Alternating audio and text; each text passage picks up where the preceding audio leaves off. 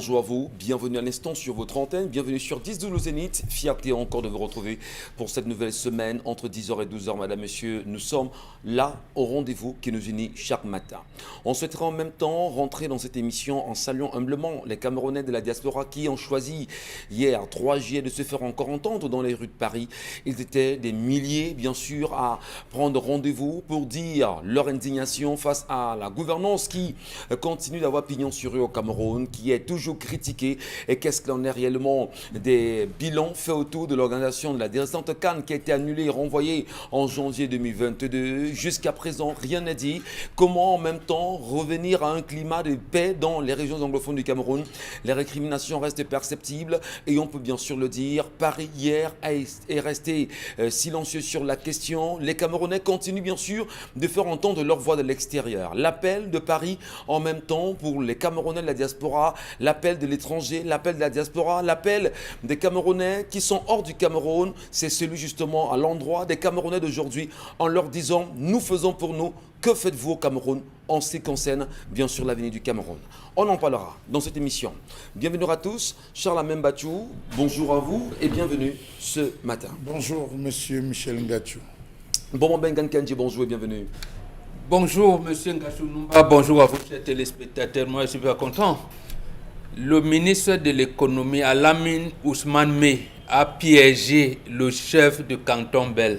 En faisant En envoyant sa déléguée régionale pour le littoral de procéder à la paie des indemnisations au quartier d'Ikolo, alors que le chef avait refusé cet état de choses.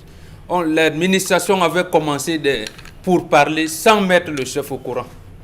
Les populations se sont levées. On a même déjà manipulé des avocats qui ont abandonné depuis. Il y en a même un qui était habitant, il allait construire à PK beaucoup là-bas. Je ne cite pas son nom.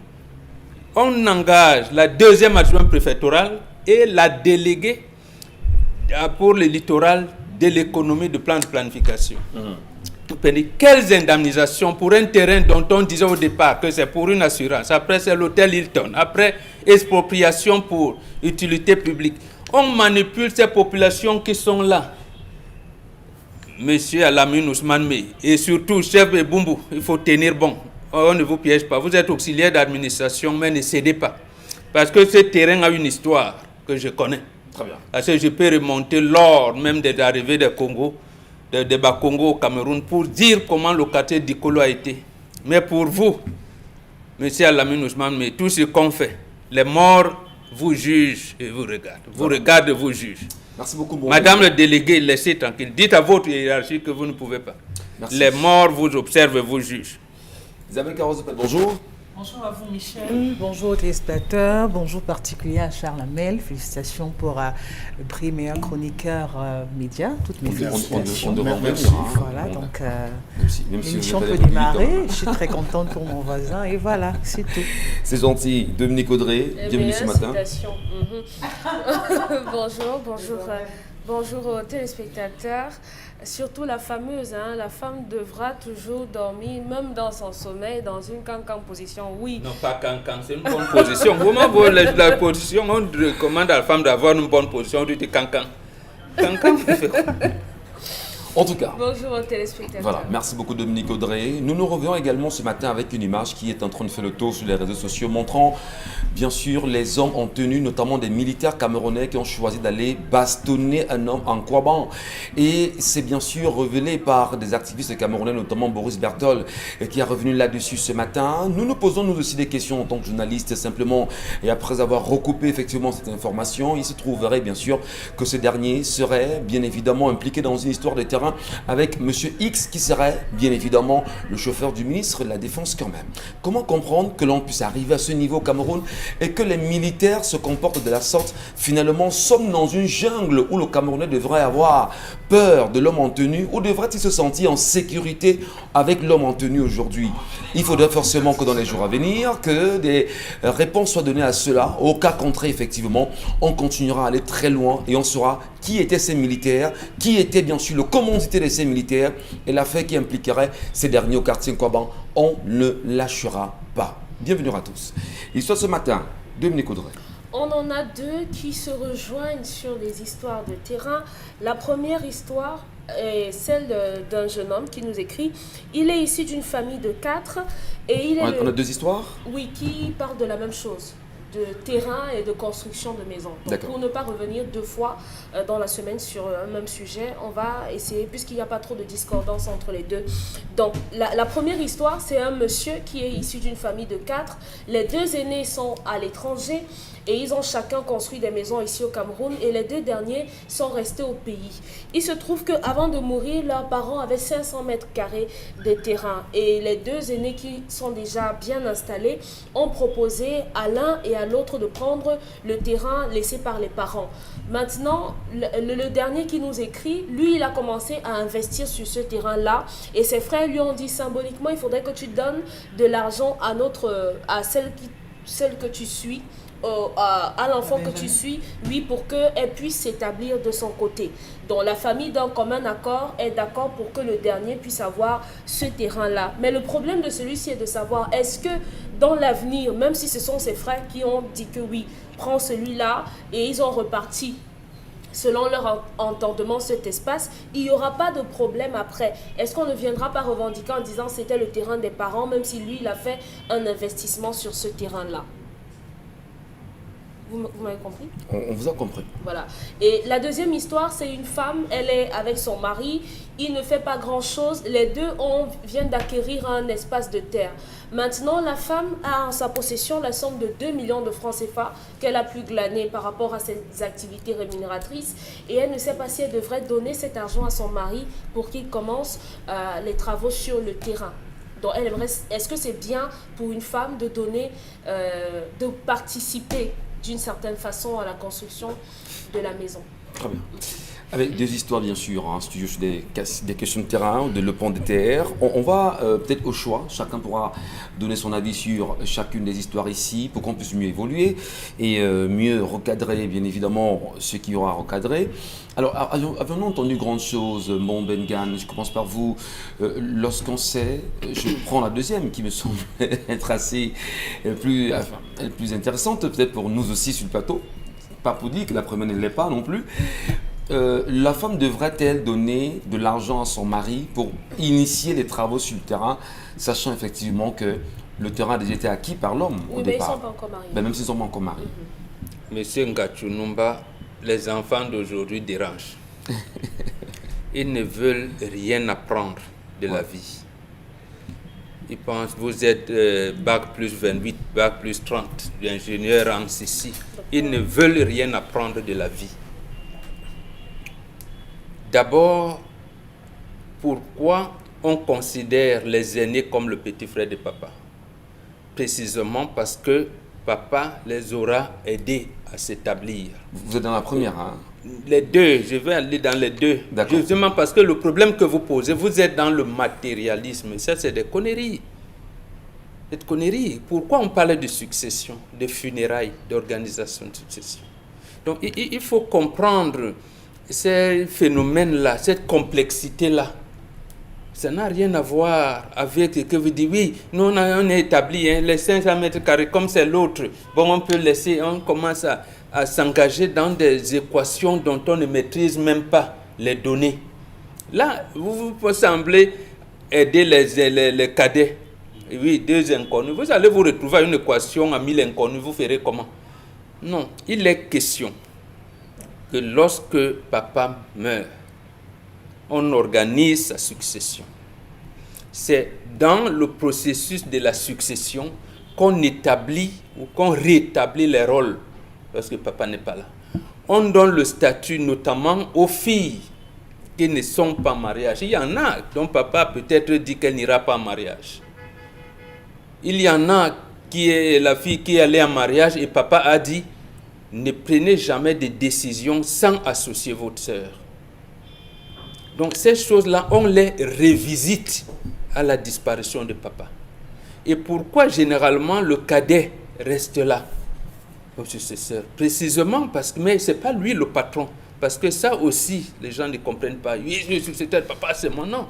Vous êtes là parce que les autres sont constitués. Mais justement, c'est pour garder Et pour revenir chaque fois qu'il y a un conseil de famille, c'est là pour remarquer cette union et tout.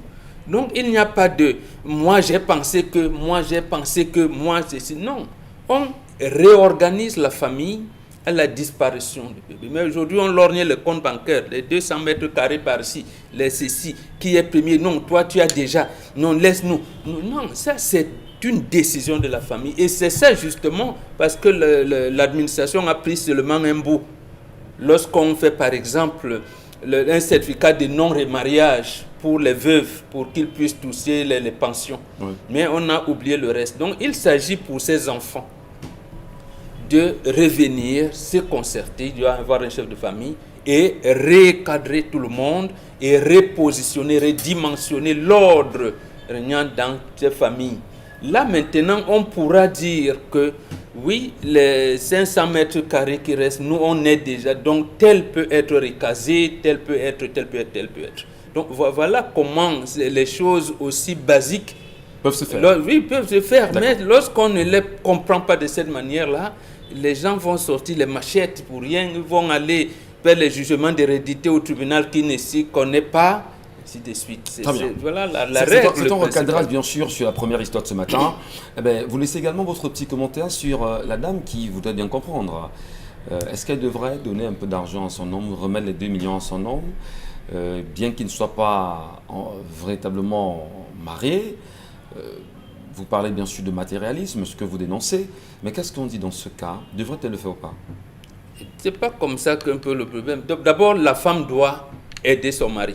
L'accompagner. Doit l'accompagner, doit l'assister, doit du respect à son mari. Ce problème ne devrait pas se poser. Ça peut se poser si le mari est un peu volatile. Ouais. Est-ce que l'investissement que mon mari veut faire peut donner des chances de prospérer ou pas? Là, elle peut hésiter. À ce moment, elle est mariée quelque part. Elle a un chef de famille, elle a sa propre famille, ils ont des amis. Donc, c'est là la complexité. Donc, en fait, lorsqu'elle s'engage, là aussi, elle doit avoir quelques garanties. Mais comme il n'y a pas de machine à calculer, d'arithmétique à ce moment, il faut au moins que l'ami de la famille sache que vraiment, madame, il assiste son mari, il assiste, ainsi de suite. Mais il devrait le faire. Isabelle Carole, vous les avez entendus d'ailleurs. Qu'est-ce qui vous semble être assez pertinent ce matin sur laquelle, comme histoire, vous souhaiterez bien sûr vous pencher et laisser votre avis? Alors, je vais poser mon commentaire par rapport aux deux sujets, puisque les deux sujets ont été posés. Alors, je crois pour le cas de la première histoire que, à mon avis, on n'investit pas sur le terrain familial. Ça, c'est mon avis et je l'assume pleinement. Ce terrain familial, c'est un cadeau empoisonné pour ma part. C'est-à-dire que, oui, ton frère, ta soeur, ils sont d'accord que tu investis, ça pose pas de problème et tout. Ça, c'est maintenant parce qu'il y a la paix dans la maison et tout. Il n'y a pas encore de retombées ou de situation où on soit à couteau tiré. Parce qu'on aura très vite fait de vous dire un 4 matin que, écoute, le terrain sur lequel tu as construit est celui de notre père. Ce n'est pas ton terrain à toi.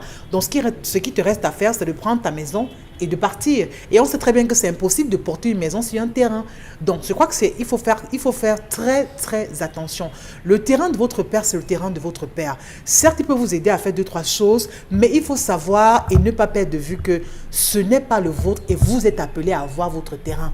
Si vraiment vous estimez qu'on peut investir ou quoi que ce soit on n'a qu'à répartir ou alors à vendre ce terrain, partager de l'argent, encore que vendre aussi la maison familiale pour ma part aussi pose un peu de problème parce que c'est un héritage. Vous avez besoin de ça, c'est un repère, c'est une boussole, que ce soit pour vous comme pour vos enfants. Non, je pense qu'il ne faut pas investir dessus. Ce garçon, s'il a l'argent, autant mieux même encore aller louer un local quelque part et vraiment travailler dessus. Moi, je préfère amplement. Vous louez un local quelque part, vous travaillez, si vous avez de l'argent, vous achetez votre propre terrain et vous serez en paix, vous serez à l'abri. Quant au second sujet, ça, il me semble tellement délicat parce que je comprends la préoccupation de la dame. Aujourd'hui, elle a 2 millions de francs CFA qui constituent tous ses efforts, toutes ses économies. Maintenant, vous êtes avec un homme, je ne sais même pas, vous avez même du mal à trouver une appellation. Vous avez du mal à dire que c'est votre mari, vous avez du mal à dire que c'est votre copain, parce que vous êtes avec nous, vous n'êtes même pas marié, et tout, ça veut dire que vous vivez clandestinement. Moi, d'abord, ça me pose problème parce que si c'était quelqu'un qui vous tenait à cœur, il vous aurait épousé. Parce que j'ai horreur quand on me parle de conjoncture économique en ce qui concerne l'acte de mariage. Ça ne tient pas du tout. Parce que lorsqu'on décide d'être avec un homme, ce sont des dépenses. Lorsqu'on décide d'être avec un homme ou alors lorsqu'un homme décide d'être avec nous, vraiment, il nous prend en charge. Lorsqu'on est malade, il s'occupe, il assume. Lorsque l'enfant est malade, il faut gérer. Accueillir un enfant demande énormément, doublement, triplement et même plus par rapport à un acte de mariage où on vous dira même qu'il y a des mariages collectifs. Donc, il y a toutes les possibilités pour une femme ou pour un couple de pouvoir légaliser ou officialiser leur union. Alors, je comprends mal qu'on soit sur le toit d'un homme et qu'on ne soit pas marié. Pour moi, j'ai du mal à digérer ça. Et en plus, maintenant, on peut comprendre donc maintenant l'inquiétude de la dame. Elle est avec un homme qui ne l'a pas officiellement épousé, ils vivent ensemble. Si elle prend toutes ses économies, elle lui remet, demain, qu'il a épousé une autre, elle digère ça comment, ça va se passer comment et tout. Autant d'interrogations. Moi, je crois que pour cette dame, elle doit réorienter le débat au sein de son couple, laisser la question du terrain et parler d'abord d'eux. Parce qu'il ne suffit pas d'acheter un terrain, mais il faut qu'on soit tous les deux consentants, qu'on ait une même vision de vie avant de commencer à parler de terrain. Parce que l'achat du terrain entre déjà dans ce qu'on appelle l'acquisition des biens de ce couple. Donc, pour ma part, ça ne passe pas du tout parce que ça va commencer déjà à créer des remous. Autant mieux d'abord qu'ils stabilisent leur relation. Si c'est pour une nuit, ou c'est pour 2 mois, ou pour 3 mois, parce qu'on sait qu'il y a des hommes comme ça. De quoi est-ce qu'elle peut bien avoir peur, cette dame? De quoi elle peut bien avoir peur, Michel Ngachou? Vous qui êtes un homme, vous le dites, vous posez cette question? Non, je pose la question, c'est bêtement. J'ai du mal à croire. La dame, vous pouvez, par solidarité féminine, mieux comprendre. C'est pas par solidarité féminine que je le dis. Je vais comprendre. C'est ce qui est. Lorsque vous vous mettez ensemble, vous vous entendez, vous vous parlez, vous faites conscience, vous bâtissez justement votre avenir ensemble. Michel Ngachou. Alors, si vous estimez, j'en viens. Oui, mais il faut être précis. Dites aux hommes, lorsqu'on aime une femme, on l'épouse. Il faut le dire. Mais dites-le aux hommes, mais c'est ça. Non, ça commence là. Pourquoi la dame a peur? Elle craint quoi? Parce qu'elle n'est pas mariée avec lui. Elle pose un problème, Isabelle Carole. Elle pose un problème qui est tel que elle a 2 millions de francs. Lui, il a quand même un terrain. Et elle souhaiterait également lui donner... Ce qu'elle nous dit l'histoire. C'est ce qu'elle nous dit l'histoire. Oui, mais un terrain. Alors maintenant, elle voudrait bien qu'il puisse avoir une maison, leur maison. Est-ce qu'elle pourra lui donner les 2 millions pour qu'il puisse déclencher toute construction pour leur famille? Alors, moi, tout à l'heure, parlé d'accompagnement. Est-ce qu'on devrait seulement voir ici le prisme d'abord du mariage, ensuite, je suis d'accord avec ça, mais est-ce qu'on devait forcément d'abord voir le mariage avant de voir comment construire une maison? Qu'est-ce qui vous dit en même temps qu'ils vivent en location et que le bailleur ne les met pas mal à l'aise tous les jours? Posons des bonnes questions aussi. Michel Ngachou, quand on ne peut pas, on laisse. Une femme... Non, attendez. Une femme, ça s'assume. Si vous n'êtes pas prêt à avoir une femme à vos côtés, laissez-la. Laissez-la chez ses parents. Si vous n'êtes pas prêt... Je le dis, laissez-la chez ses parents, laissez-la en location. Mais vous êtes sans ignorer que les familles vivent aussi des réalités qui sont, je vais dire, diversement interprétées. C'est parce qu'on a de la peine, c'est parce qu'on a de la peine à dire la vérité aux gens, de dire que non, vraiment, le mariage, ça ne suffit pas. Si vous vous aimez, un point, c'est tout. Il faut aller plus loin. Il faut être honnête avec les gens. Leur dire qu'une femme, ça demande beaucoup. Elle ne va pas venir chez vous avec ses 50 kilos et repartir de là avec 20 kg. Ça ne se passe pas comme ça. Une femme, ça s'entretient. Oui, c'est important de le dire. Il y a des factures à payer, à gérer. Il y a un quotidien qu'il va falloir affronter régulièrement, permanemment même. Il y a une belle famille qu'il faut, à côté de cela, encadrer. On le fait avec quoi? Avec un sourire, avec l'amour. Ça engage des charges. La femme a raison d'avoir des tickets. Alors, est-ce que c'est dit ce matin à toutes les femmes une maison pour une autre femme? Est-ce que c'est dit ce matin à toutes les femmes qui sont engagées sur ce processus d'arrêter? Parce qu'il y en a qui nous regardent ce matin, qui ont quand même donné à leur mari 1 million ou 2 millions. Il faut qu'on se comprenne. Michel Ngachou, je dis ceci. Les femmes doivent accompagner leur mari. La femme, c'est la béquille d'un homme.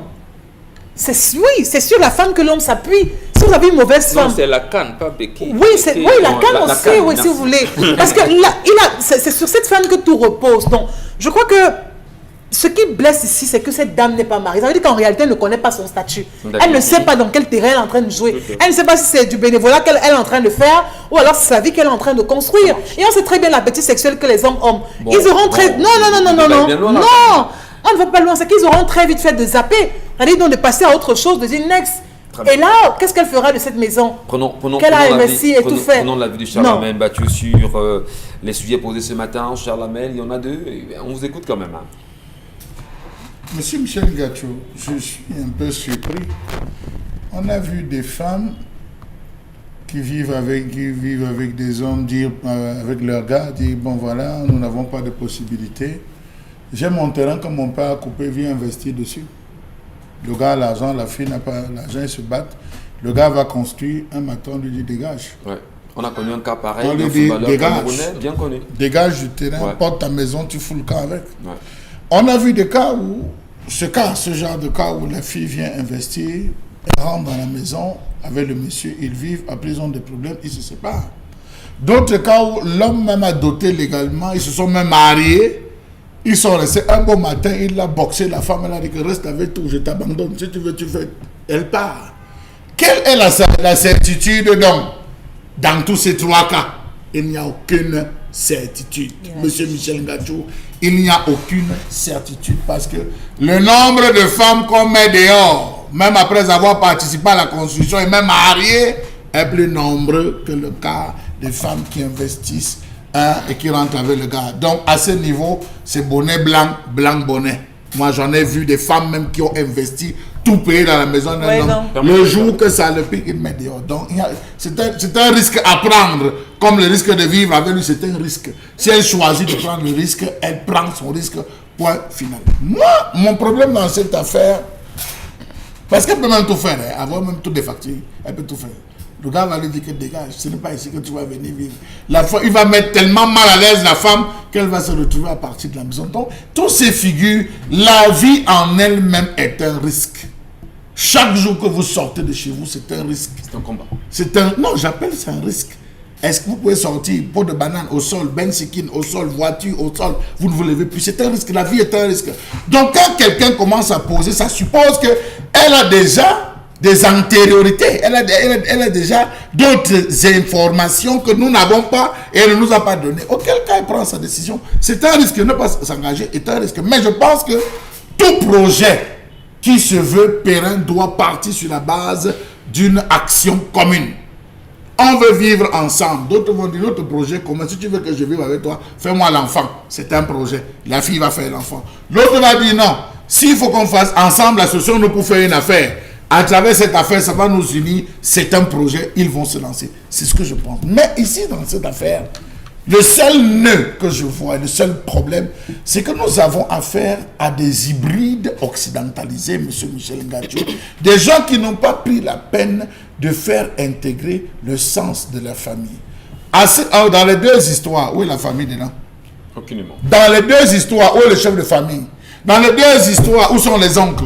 Dans les deux histoires, où est X, où est Y? C'est des gens qui disent, Isabelle, vraiment, c'est le terrain que notre père nous a laissé. Allons. Mais M. Michel Ngacho, les affaires de terrain ne se parlent pas en l'air. Les affaires de terrain, lorsqu'on veut discuter, il y a le vin, il y a la cola, il y a des rituels qu'on fait pour les affaires de terrain. Même lorsque vous partez acheter un terrain, on vous dit que revenez à la chefferie, donnez le vin du chef, donnez ceci, donnez cela, on donne à manger, on s'assied. Il y a tout un rituel qu'on organise tout autour du terrain. Le terrain, on dit qu'il y a trois choses, M. Michel Ngacho, qui tuent dans ce monde. Le terrain, la femme et l'argent. Donc, lorsque vous décidez de soulever la question du terrain, la femme qui décide d'aujourd'hui de donner 2 millions, quelles sont les garanties? A-t-elle rencontré les chefs de famille? Est-elle rassurée que la famille là dans laquelle il y a tellement de questions qu'il faut poser? Et je conclue en disant, tant que vous allez vivre en marge de la famille, vous serez des individus bannis, vous serez des individus malheureux. Apprenez à vivre avec la famille, apprenez à gérer les hauts et les bas de la famille pour pouvoir atteindre vos objectifs. Dans les deux cas, si il n'associe pas la famille, l'oncle va venir dire oui. Mais je pense que traditionnellement, vous êtes tel homme d'enfant, votre père. On va découper le terrain en tel montant, on va monceler. Nous, on s'engage, on fait le procès verbal de famille. Chacun d'entre vous va signer avec sa carte nationale d'identité. On va faire le rituel de l'eau. On vous fait venir tous l'eau, on verse en disant que celui qui va venir réclamer telle portion comme étant la sienne, alors que ça a été pour arriver nous, que la folie le prenne, que la mort le prend, on le fait vous tous sur ce terrain. Lorsqu'on a ça, c'est le terrain familial, il y a un rituel pour le terrain familial. La fille maintenant qui décide d'arriver va appeler le chef de famille en disant, voici l'homme avec qui je vis, l'homme que j'ai choisi et tout, vous avez validé, on est dans tel projet, je suis prêt à l'accompagner. Le père va dire, que ça soit comme un prêt, écrit. Donne-lui, connaissant son fils, le chef de famille va dire que ce soit comme un prêt. il va te rembourser. Il va tout faire pour te rembourser.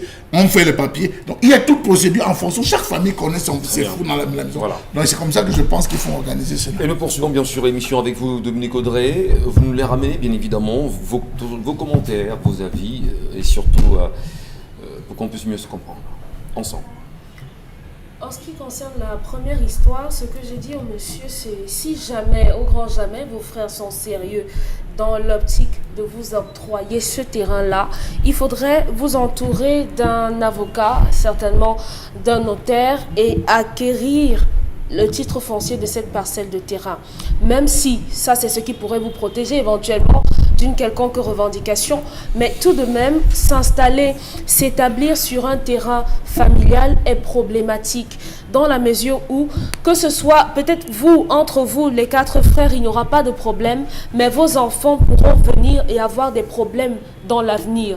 Donc, ce n'est pas prometteur. Si sur 500 mètres carrés, on peut simplement diviser en 4 et chacun a sa parcelle, même si c'est sur 85 mètres carrés, vous pouvez faire bâtir un studio à cet endroit-là et vous établir. Donc, vraiment, mon avis en ce qui concerne l'investissement sur ce terrain qui appartient également à vos frères, même s'ils vous ont donné leur parole, c'est un problème. Ne le faites pas. Si vous pouvez arrêter les investissements à ce niveau, arrêtez, ou alors allez avoir des papiers qui vous rendront totalement propriétaire de cet espace-là. Parce que ce soit du côté de la loi ou bien ce que M. Mbacho a dit, c'est le même rituel. La loi va vous protéger d'un côté et les oncles auront un rituel qui feront que personne ne viendra plus d'une certaine façon. Mais on n'a pas besoin d'en arriver là à avoir des gens qui vont aller en prison ou bien qui vont attraper la folie parce qu'ils seront venus encore réclamer ce même bien-là. Donc vraiment, trouvez un lopin de terrain ailleurs et établissez-vous à cet endroit-là. Ensemble, vous les faire construisez une maison là-bas où vous pouvez venir chacun passer du temps comme étant la maison de votre père, tout simplement la maison des petits-enfants. En ce qui concerne la deuxième histoire, il faudrait dire qu'aujourd'hui, malheureusement, la gente masculine brille par une certaine malhonnêteté qui fait que après avoir aidé cet homme à souffrir, à galérer, à ne rien avoir à manger, à dormir sur des cartons avec eux à même le sol, dans des quartiers où il y a des inondations, dans les lobbies, lorsqu'ils commencent à avoir le soleil, lorsqu'ils vous voient, ils se souviennent simplement de la souffrance. Ils se rappellent comment est-ce qu'ils ont souffert et que vous étiez à côté. Et justement pour oublier ce passé douloureux, pour oublier cette souffrance-là, ils ne veulent plus vous voir à leur côté et malheureusement, ils finissent par vous chasser. Donc la dame qui veut faire cet investissement-là, maman, lorsque vous regardez cet homme, est-ce qu'il vous donne des gages? Parce qu'au final, vous pouvez donner votre argent à cet homme-là et après, ça marche. Mais également, ça ne peut pas marcher. Pourquoi? Parce que vous connaissez pertinemment qui est le personnage. Si c'est la catégorie de personnes qui, lorsqu'il a l'argent en main, il va acheter 3 paires de chaussures, ou bien il va aller s'acheter un nouveau costume, il va aller passer son week-end à Kribi, ou bien aller découvrir une nouvelle boîte, vous ne lui donnez pas d'argent. Vous ne lui donnez pas votre argent. Tout simplement, même si vous avez des enfants, parce qu'on aura tout fait de dire vraiment pour l'avenir de mes enfants, je vais lui donner mon argent. Non, maman, vous pouvez aussi acheter votre terrain. Vous achetez le vôtre et vous construisez là-bas, vous mettez à votre nom ou bien au nom de votre mère ou de votre père. Ce sera également votre bien. Et de toute façon, aujourd'hui, on n'investit plus avec un homme comme ça si cet homme ne vous a pas au préalable épousé. Et ceux qui pensent que il peut même vous épouser et après il vous chasse, vous demandez le divorce et vous prenez votre part de bien parce que vous n'allez pas investir, vous mariez avec quelqu'un et après il vous chasse tout bonnement, vous partez comme ça. Si vous partez, vous prenez pour vous. Ça dépend du régime sous lequel vous êtes marié. Si vous êtes marié sous la séparation des biens, vous prendrez la peine de mettre ce qui vous revient à votre nom. Et les biens communs, si c'est les biens communs, on va diviser logiquement et vous aurez votre part. Donc, madame, vraiment, faites des neuvaines de prière, posez les bonnes questions et réfléchissez si vous voulez investir dans ça. Merci beaucoup Dominique Audrey, merci pour vos nombreux avis sur ces histoires proposées ce matin, madame, messieurs. Nous poursuivons bien évidemment le Zénith, 10-12, le Zénith avec vous. Dans un instant, La colère, signé Charlamagne Mbacho.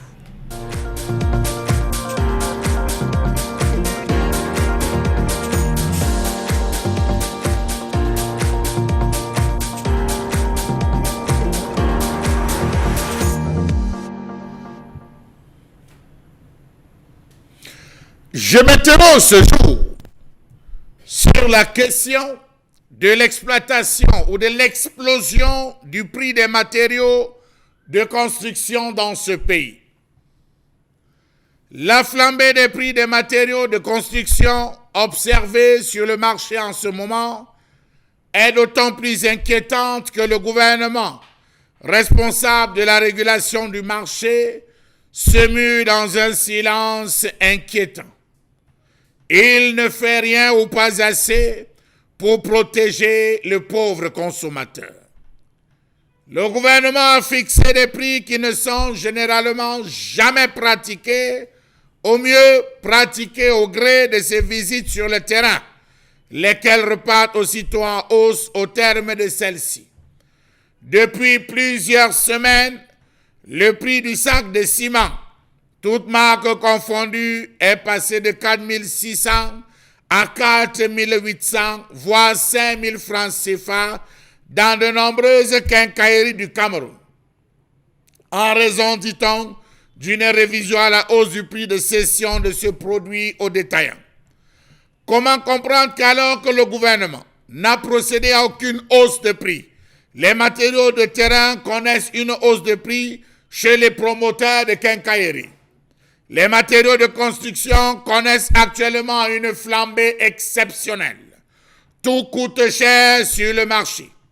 Les produits augmentent tous les jours au vu et au su de tout le monde. Mais personne ne fait rien pour amener de l'ordre.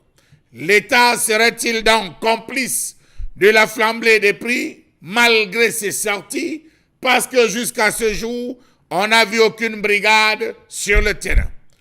Comment comprendre que les pointes, le ciment, le fer à béton, pourtant produits localement, font désormais l'objet de surenchères sur le marché local en violation des prix homologués par le ministère du Commerce?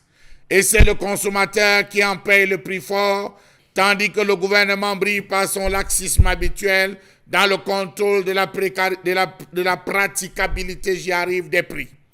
En février, le fer dit de 6 est passé de 1200 à 1750. Le fer de 8, de 2700 à 3200. Le fer de 10, de 3800 à 4500. Alors que le fer de 12 se vend désormais à 6500 au lieu de 4500. Pourtant, la filière métallurgie-sidérurgie est tout aussi porteuse de promesses que celle du ciment. Le sac de ciment Dangote était à 4600 francs. Aujourd'hui, le fer de 10 à 3300 francs l'unité. Le fer de 8, un peu plus. L'acier de 6 qui était à 900 francs est passé à 1000 francs l'unité. Le sac de ciment Dangote est passé de 4600 à 4800 francs CFA. Le sac de ciment CPJ 35 est passé de 4500 à 4700 francs CFA. C'est important de préciser les prix. Tout se passe comme si les opérateurs avaient convenu des marges de prix en violation des prix homologués par le gouvernement, alors que les prix pratiqués sur le marché ne devraient pas excéder ceux-ci. En avril 2021, le prix homologué du ciment CPJ 35 était de 4700. Or, sur le marché, il est vendu à 4900, voire 5000 francs CFA. Tandis que le ciment Dangote, 42,5, censé coûter moins de 4900, tel que recommandé par le gouvernement, s'élève à plus de 5000 francs CFA. Trop, c'est trop. Comment comprendre cette fausse spéculation qui laisse planer le fantôme d'une pénurie liée au Covid-19, dit-on, et qui favorise ces différentes augmentations? Comment comprendre qu'aucune raison officielle n'est donnée pour ces hausses de prix de grossistes et distributeurs des matériaux de construction qui n'ont donné aucune explication? Officiellement, si la hausse des prix est encadrée au Cameroun par le ministère du Commerce, les consommateurs sont laissés à la merci des commerçants véreux qui, conscients de leur monopole dans certaines activités, n'hésitent pas à procéder à des hausses unilatérales et fantaisistes des prix de leurs produits.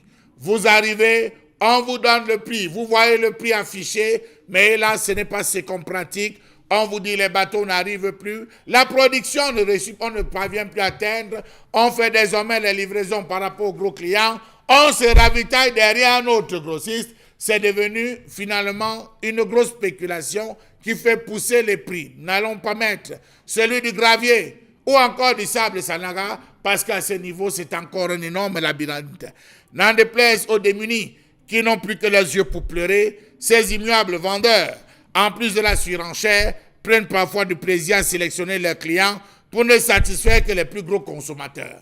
Au finish, pour avoir, vous êtes obligé non seulement de payer cher, mais aussi de négocier. Voilà là où on se retrouve dans un pays où tout semble ne plus rien dire à personne, encore moins aux dirigeants. Beaucoup, cher Lamine Batchou, pour cette colère. En même temps, puisque vous en parlez, nous regardons ce matin le ministre du Commerce, Luc Magloire Mbagha-Tangana. Est-il au courant de ces plaintes des populations aujourd'hui qui estiment quand même que sur le marché, les produits, notamment de construction, le matériau de construction, les coûts sont aussi élevés et varient d'un coin à un autre. Il est quand même vrai aujourd'hui, Bombor, Isabelle Caro, Dominique Audrey, Charlamel, qu'il y a des Camerounais qui disent construire, notamment, on va dire, dans ce qu'on appelle l'arrière-pays, entre guillemets. C'est-à-dire qu'ils ne sont forcément pas dans les grandes villes. Ils veulent construire là-bas. Vous vous rendez compte que le prix du ciment, qui est porté forcément à 4 800, là-bas est vendu parfois à 5 000, 5 500 francs CFA. Alors, est-ce que c'est la preuve, Isabelle Carros-Depet, que le Cameroun n'a aucun régulateur sérieux en matière de gestion des prix, notamment dans le secteur de la construction aujourd'hui? Oui, c'est tellement grave parce qu'aujourd'hui, on ne devrait pas arriver à un stade où avoir un domicile, c'est un luxe, c'est un rêve où tu te bats, mais c'est compliqué, c'est difficile de pouvoir avoir un toit parce que tout ce qu'il y a autour asphyxie plutôt chaque citoyen lambda au lieu de le propulser à pouvoir avoir les moyens qu'il se doit. On va d'abord partir sur la base du chômage. Combien de Camerounais aujourd'hui sont au chômage? Ils sont tellement nombreux. Pour ceux même qui travaillent, vraiment, quel est le salaire minimum? Quelle est la base, au moins pour ces Camerounais? Quand vous avez à côté de cela le prix d'un sac de ciment qui tourne autour de combien? On vous parle des fers à béton qui sont à combien? Qui ne cessent de grimper. Et pire encore, dont les prix varient d'une ville à une autre. C'est-à-dire que si vous êtes à Douala, forcément, il sera tel prix. Pour celui qui est en Consamba, c'est encore un autre prix qui lui est infligé. Celui qui est encore plus loin, ça ne fait que doubler. Pourtant, plus on avance, plus les conditions de vie sont extrêmement difficiles. Ça veut dire qu'il est plus compliqué à celui qui est à l'arrière-pays d'avoir 10 000 francs. Peut-être que pour celui qui est dans une métropole comme peut-être Douala ou Yaoundé, où il pourra faire 2 ou 3 choses et avoir peut-être 5 000 francs. Mais c'est plutôt l'inverse. Conséquence des courses, avoir un toit devient compliqué. Conséquence des courses, même dans une ville comme Douala, qu'est-ce que les bailleurs font? Ils ne font que faire grimper les prix. Quand vous êtes dans un quartier comme Aqua, Locpom, etc., on vous loue une chambre à combien? On vous loue un appartement à combien? On vous loue un studio à combien? Sur la base de quoi? Ils savent que vous n'avez pas de choix. Vous n'avez pas de possibilité de pouvoir vous construire. Alors, c'est pour ça que les prix ne font que grimper en ce qui concerne les loyers. S'il était accessible ou facile à tous les citoyens de pouvoir s'offrir un toit, automatiquement, il devrait avoir une baisse dans les loyers. Tout simplement autour parce qu'il n'y a rien qui permette. S'approprier un terrain relève d'un, vraiment, je ne sais pas, de l'exploit aujourd'hui pour avoir un terrain au Cameroun. Ça relève de parce que quand vous réussissez même à pouvoir avoir les fonds qui vont avec, il faut encore prier le ciel de pouvoir ne pas tomber sur une double vente, triple vente et tout ce qu'il y a autour. Ça veut donc dire qu'à tous les niveaux, l'État n'apporte pas, l'État n'accompagne pas. Et pour ceux même qui parfois font l'alchimie ou encore font tout ce qu'il y a comme équation à pouvoir construire, on vous dit 20 ans plus tard, c'est un domaine privé de l'État. Monsieur, il faut déguerpir, il faut quitter de là, sans aucun accompagnement, sans aucune subvention. Alors je crois que c'est se moquer de ceux qui pensent que vraiment voter le renouveau a été une bonne chose. Parce que ça ne sert à rien de le faire si on ne renouvelle pas les choses, si on ne prend pas sur soi de pouvoir baisser les prix ou alors tenir compte du niveau de vie du plus bas citoyen camerounais avant de pouvoir fixer des prix. Parfait. Et non seulement vous parlez de ces prix, Isabelle Carole, Charlamel également l'a mentionné, il y a un moment dans la colère exprimée ce matin. Imaginez-vous Beka Yaoundé, par exemple, que le sac de ciment coûte désormais entre 4 800 et 5 000 francs CFA en fonction des surfaces de distribution. Aujourd'hui, on le sait également, le fer de 6 passe de 1200 à 1750 francs CFA. Bon, mon Bengan Kandi, on a quand même vu dans ce pays des gens mettre à disposition du Cameroun, du moins justifier l'achat des sacs de ciment, l'achat des camions de sable à des prix aussi onéreux. Est-ce que ce n'est pas l'exemple du renouveau dans les détournements d'argent qui pourrait bien alimenter, je vais dire, les circuits de distribution de vente dont les prix sont très élevés aujourd'hui et qui amènerait bien sûr le ministre de la Communication, le ministre du Commerce, autant pour moi, à se taire véritablement face à cette flambée des prix sur le marché? Monsieur Ngachunumba, j'avais lu un roman qui porte le titre de Oro. Le Oro. Oro. Ah, d'accord. Donc, or, c'est un bandit qui disait que lui, il n'a pas de problème d'argent. Parce que son argent est en sécurité dans la poche des autres. Donc, c'est un peu comme ça que fonctionne le renouveau et les acteurs du renouveau. Donc, leur argent est en sécurité dans la poche des autres. Bon, vous voyez, donc, quand un pays fonctionne comme ça, c'est compliqué. Ouais. Et justement, on fait exprès de compliquer la situation. Tout ce qui se rapporte à la Constitution se trouve chez nous. Quand vous entendez parler de ciment, c'est le clinker. Le clinker, c'est quoi? C'est le calcaire et l'argile. C'est partout.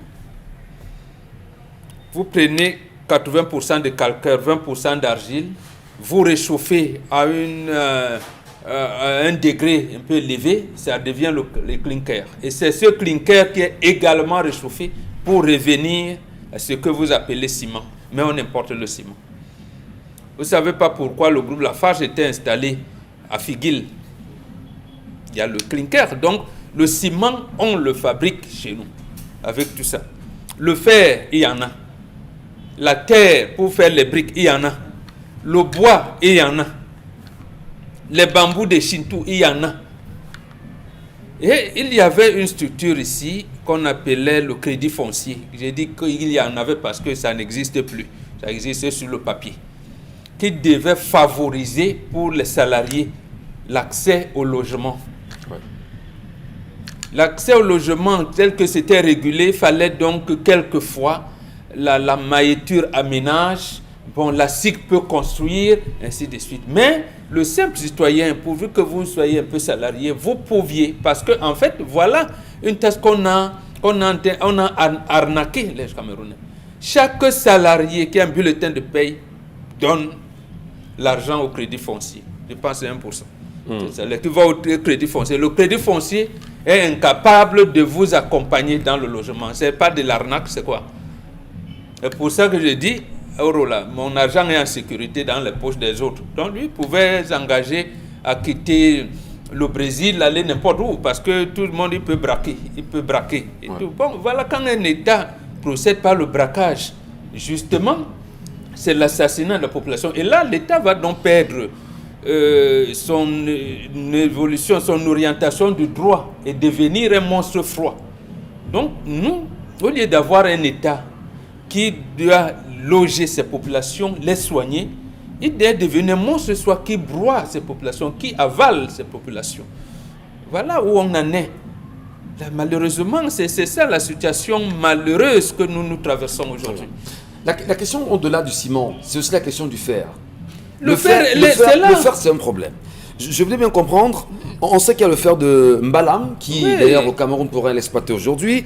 On sait également combien les Chinois sont impliqués au Cameroun dans l'exploitation du fer. Le fer a été découvert avec les Allemands en 1901. Comment au Cameroun, où on peut justement extraire du fer et en faire, je vais dire, un produit de consommation, les prix soient aussi élevés, ceci d'ailleurs avec le silence du ministre du Commerce.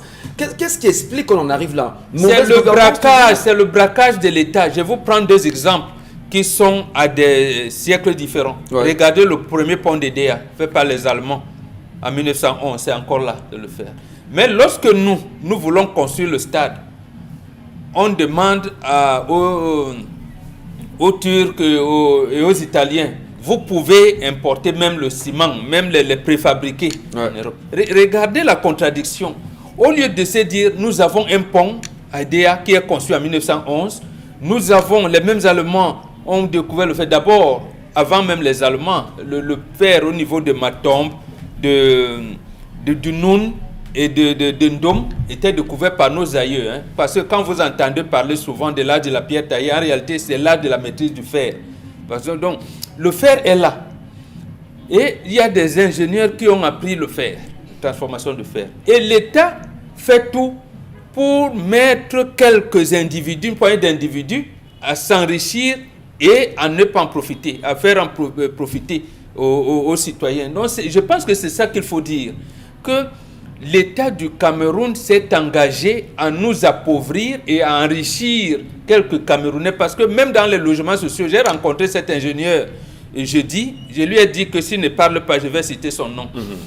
Oui, pour la construction des logements sociaux en Banga, Bakoko, donc, dont on parle là, il a fait des études avec un certain, lui je le cite parce qu'il a parlé, un certain Babagnac, c'est un Camerounais, parce que quand c'est bon, il faut dire bon. Mais son acolyte, je laisse d'abord son nom. Il a fait des études. On lui a dit, non, on ne veut pas ce genre de construction. Le gars a préféré, comme on dit, il préfère laisser. Je lui dis, tu laisses quoi, mon fils? Va dire, rentre, il y a les radios, les télévisions, les médias, parle que l'État est en train de t'amener à faire des mauvaises constructions alors que tu as prévu ça. Il y a ci, il y a ça. Il va parler au Cameroun. Oui, mais il doit parler. Il va parler au Cameroun, justement, on va mettre un procureur à sa disposition. Vous avez donc vu ce que Michel Kahamson là, on leur a donné les logements sociaux. Ça chouette partout. Oui, les gens indomptables de 90, les mandats au Mabi, je leur ai dit non. Vieux Lyon, parle non.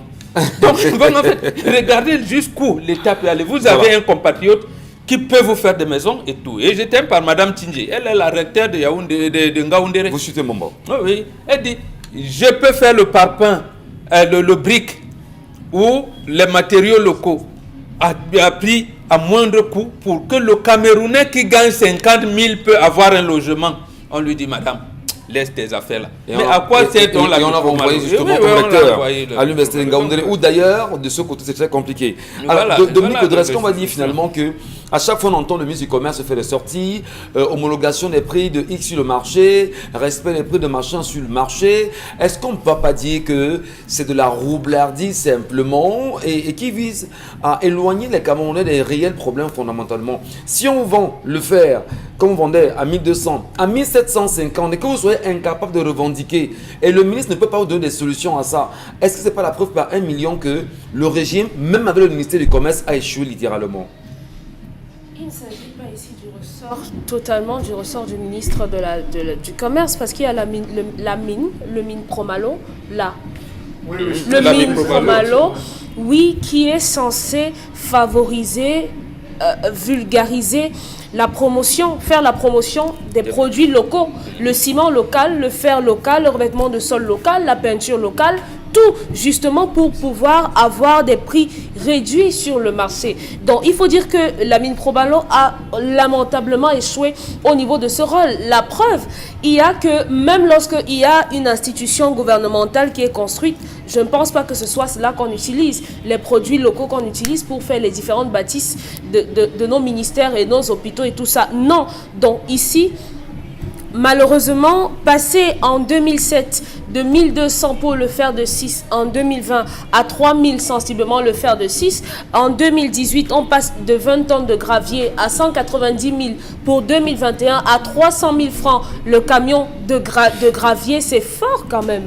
C'est énorme de demander aux Camerounais. Combien de Camerounais aujourd'hui peuvent s'offrir le luxe de construire une maison? Parce qu'il faudrait même simplement voir la qualité des bâtisses. Et il faudrait justement comprendre à travers toutes les maisons qui s'écroulent aujourd'hui, c'est que tellement c'est inaccessible d'avoir les moyens ou bien les matériaux de base pour avoir une maison solide, on va simplement mélanger un truc là rapidement, poser un toit dessus et passer. Le prix des tôles aujourd'hui, les simples tôles ondulées ont le prix a radicalement augmenté à côté des tollbacks qui ont également vu une augmentation. Lorsque c'est coloré, c'est encore autre chose.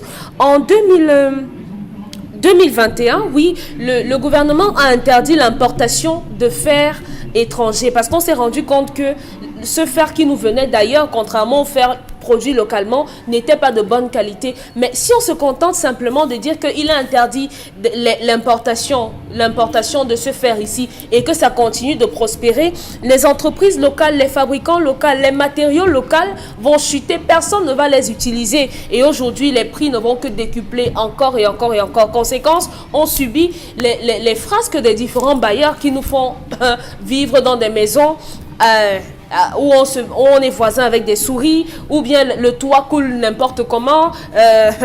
Vraiment, on souffre. Hein. Vraiment, il y a le prix des lattes, des chevrons et tout ça qui vraiment... Vous êtes la voix également laissant votre Dominique Audrey. Merci à vous de rester sur Equinox, madame, messieurs. On se retrouve dans la deuxième partie. On marque une pause, comme le veut la tradition.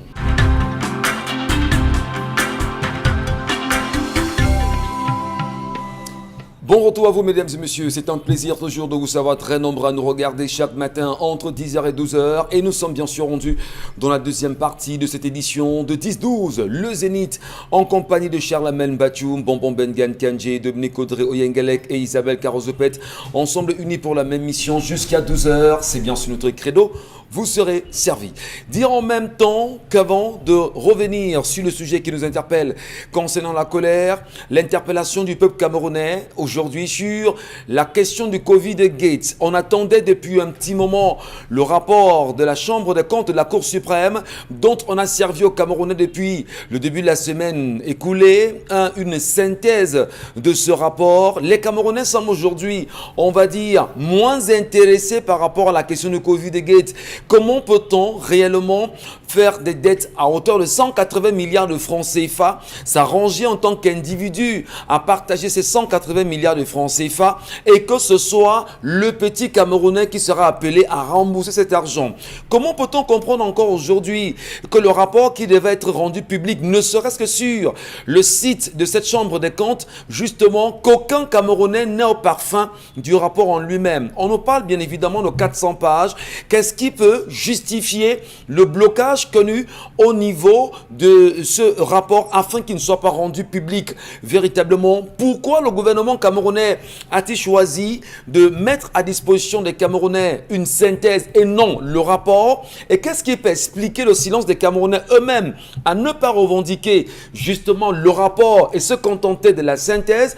Finalement, qu'est-ce qui explique, on va dire, toutes les manœuvres qui entourent aujourd'hui l'affaire devenue un scandale Covid-Gate? Est-ce que le Fonds monétaire international peut dire au moins aux Camerounais que le Cameroun lui a remis le rapport qu'il avait commandé ici, ou le Fonds monétaire international devrait justement mettre à disposition du Cameroun, on va dire, cet audit indépendant pour se faire son idée individuellement? Toutes les questions sont nécessaires, madame, messieurs. Et l'interpellation, peut-on le dire, les Camerounais sont-ils muets devant des situations qui sont importantes aujourd'hui et semblent s'arrêter uniquement sur ce qui est futile, l'alcool, le football ou encore, si vous voulez, les églises réveillées aujourd'hui?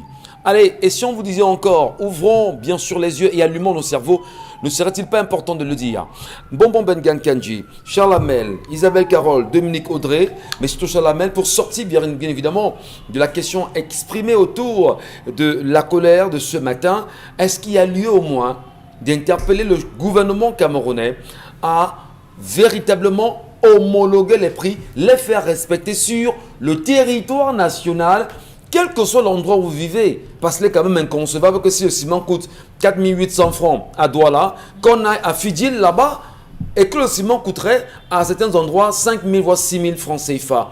Qu'est-ce qu'on peut faire? Qu'est-ce qu'on doit faire? Sur qui reposer nos espoirs? Le peuple ou bien le gouvernement? Sur personne. Sur personne. Le peuple seul doit se lever contre la tyrannie et l'oppression. C'est tout. Il n'y a pas deux choses à dire dans ce genre de situation.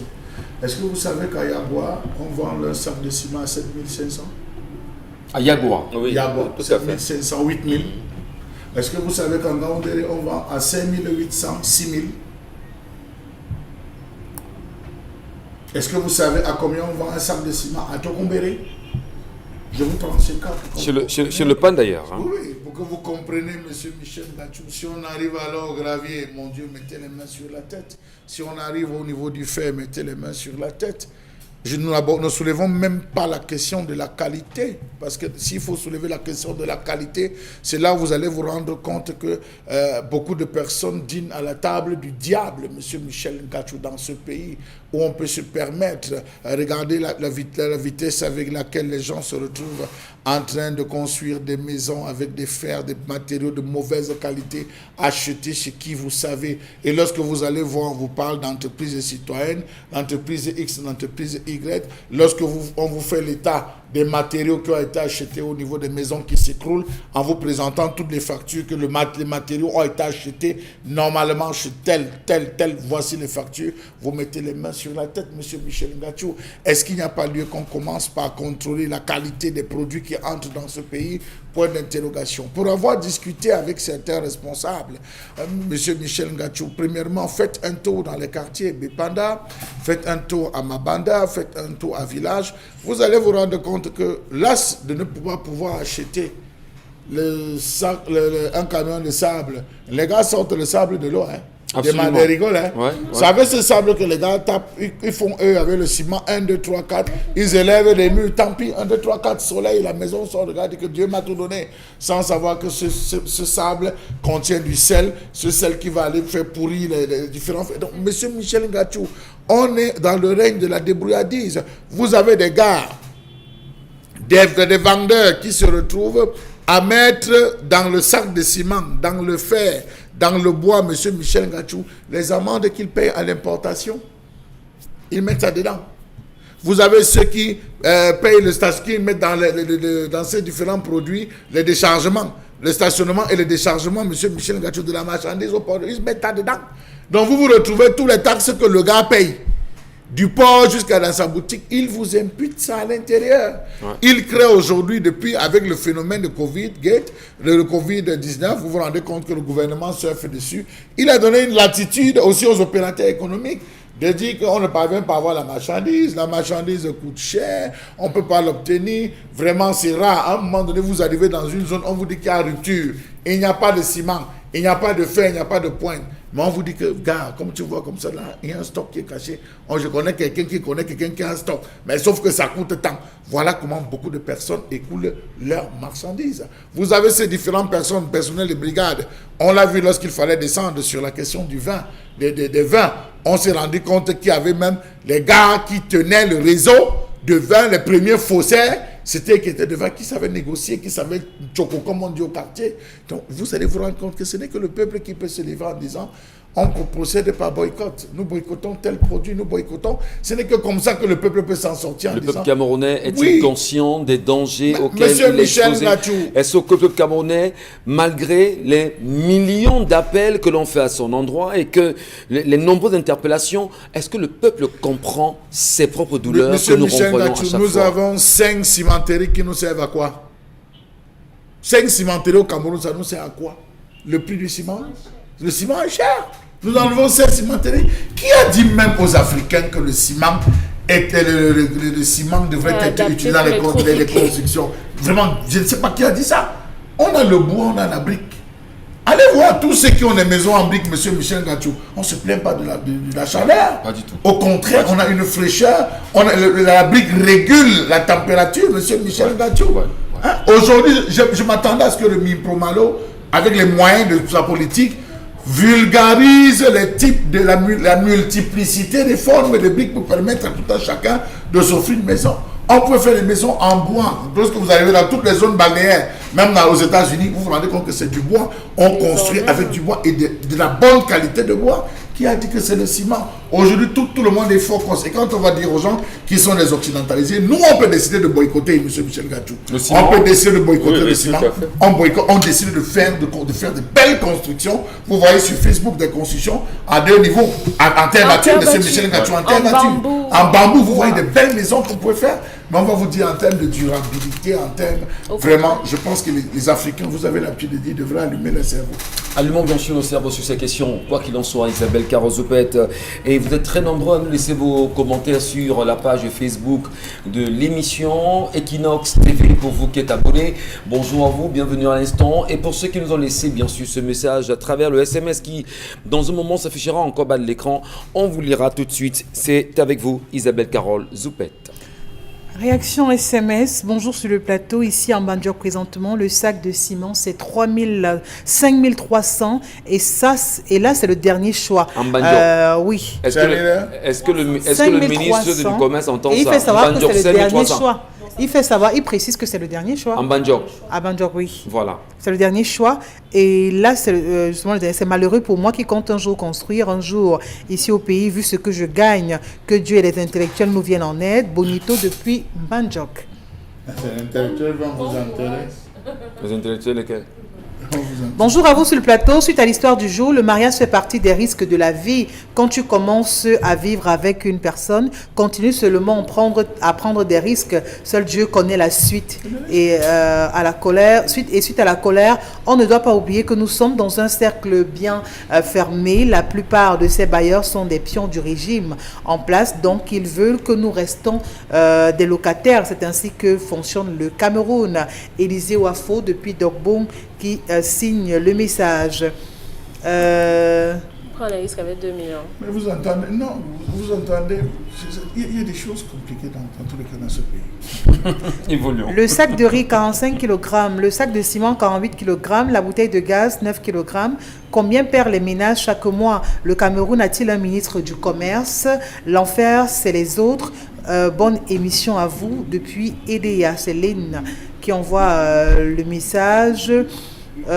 Bonjour à vous les sages. Je pense que concernant cette histoire de terrain, si ces enfants sont issus d'un foyer monogamique, alors je ne vois aucun problème. C'est lorsqu'il s'agit d'une famille polygamique qu'il y a problème. Donc si ces frères ont eu la volonté de laisser la parcelle au petit frère, qui pourrait aussi être le moins aisé de la famille, alors je crois que c'est bien normal. Donc il n'y a pas à craindre quoi que ce soit. Je vais vous dire qu'aujourd'hui, les problèmes que nous avons dans nos différentes chefferies, c'est des problèmes liés à des familles monogamiques. Ouais. C'est plus grave même que les familles polygamiques. Vous voyez des enfants d'une même mère, ils se regardent en chienne de faïence, monsieur Michel Ngacho, ils sont prêts à sortir les couteaux. Quand on arrête cette affaire où on dit que c'est les familles polygamiques, les familles monogamiques sont devenues plus dangereuses même que les familles polygamiques, je vous assure. Certaines. Voilà. Évoluons. Autre réaction.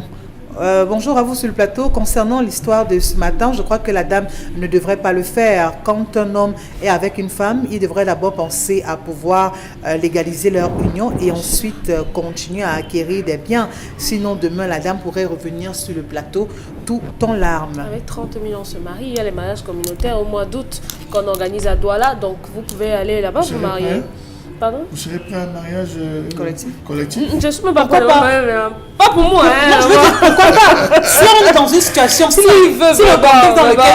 dit qu'il n'a pas d'argent, qu'il aille le faire gratuitement. Non, en fait, je posais la question à Dominique Audrey juste parce que elle défend trop cette thèse-là. Non, s'il se cache, pour moi, je ne le ferai pas. Mais s'il se cache derrière l'argument de l'argent, parce qu'on veut nous faire croire que pour se marier, il faut 1 million. Mais attendez, avec 25 à 30 000, je crois qu'on signe un acte de mariage. Donc, sinon, avec les 25 à 30 000... Non, vous déplacez. Donc maintenant, si vous n'avez pas... Vous déplacez le même pour la salle à combien? Si vous n'avez pas cela, vous allez le faire. On organise les mariages collectifs. 60 000, c'est quoi? 100 000. C'est minimum 60 000. Ça ne représente rien. Ça ne représente rien par rapport à une lait, par rapport à la venue d'un enfant. Ça ne représente rien. Épouser les femmes. Il y a d'ailleurs Patience Vérité qui nous fait savoir à l'instant qu'à Goulfé, là-bas, que le sac... Goulfé. Ouais, j'ai bien prononcé? Non, c'est bien. Voilà. Le sac de ciment là-bas coûte, au moment où nous parlons, 10 000 francs CFA. Voilà, je vous dis. Voilà. Donc vous comprenez bien que si à certains endroits on a 4 800, à certains endroits on a 6 000, à Goulfeu on est à 10 000 francs CFA le sac de ciment. Le ministre du Commerce regarde ce programme? Ben, il regarde. Le gouvernement camerounais vous regarde. On l'a vu faire une sortie où il s'adressait justement au directeur général de Simencam, justement par rapport aux hausses des prix. Mais est-ce qu'il est conscient ou alors informé de ce que les prix aussi d'un endroit à un autre? Et c'est extrêmement grave. C'est incroyable. Autre réaction dans tous les cas, la hausse sur le prix du ciment est illicite et construite. Une infraction car ce produit est sous homologation préalable. Alors attention à une concertation du cartel des cimentiers. Cela est interdit par la réglementation, d'où la mise en garde du Mincommerce à un cimentier la semaine dernière. Le fer à béton tout diamètre est soumis pour son prix à l'homologation préalable ou tout au moins à la concertation légale des prix. Administration plus producteur plus importateur. C'est signé TB depuis Yaoundé qui envoie le message. Bonjour à vous, le plateau. Ici à Batouri, un sac de ciment coûte 5 800 à 6 500. Je me demande s'il y a un ministre du Commerce dans ce pays, Aboubakar El Hadj. Voilà Batouri. Vous voyez comment les prix. La réaction. Oui, voilà, vous avez les prix sur toute l'étendue. Voilà, autre message qui va toujours dans ce sens. Bonjour, le sac de ciment ici à Ndungé, c'est 6 000. Tu refuses, d'autres prennent. Tu sais, ce pays, vraiment, on se moque de Ndungé dans le Mungo. Christian Moussima depuis Ndungé. Ndungé depuis dans le Mungo, 6 000. À Ndungé, c'est 6 000. À Batouri, il y a un autre prix et tout. 10 000 mais concrètement, on va se poser la question. Hein. À quoi nous sert véritablement le ministère du Commerce dans ce pays? Bon, bonjour à vous à Vundu, dans le Mbamekim. C'est à 7 500 le sac de ciment. Voilà. Les gens se déchaînent. Donc. Angoro, Talba, dans toutes ces zones, ça frise les 7 500, 8 000. Ça traverse le bac. Non, le problème primordial, c'est que le renouveau a abandonné ce qu'on appelait les projets intégrés. Le ministre du Commerce et de l'Industrie, c'est comme ça qu'on l'appelait. C'est-à-dire qu'il contrôlait au même moment la production et la distribution. Absolument. Donc, ici, comme on a divisé, apparemment on l'appelle ministre de l'Industrie et du Développement technologique, quelque chose comme ça. Donc, on devrait donc voir dans quelle mesure on pouvait, j'allais dire, fabriquer le ciment au Cameroun.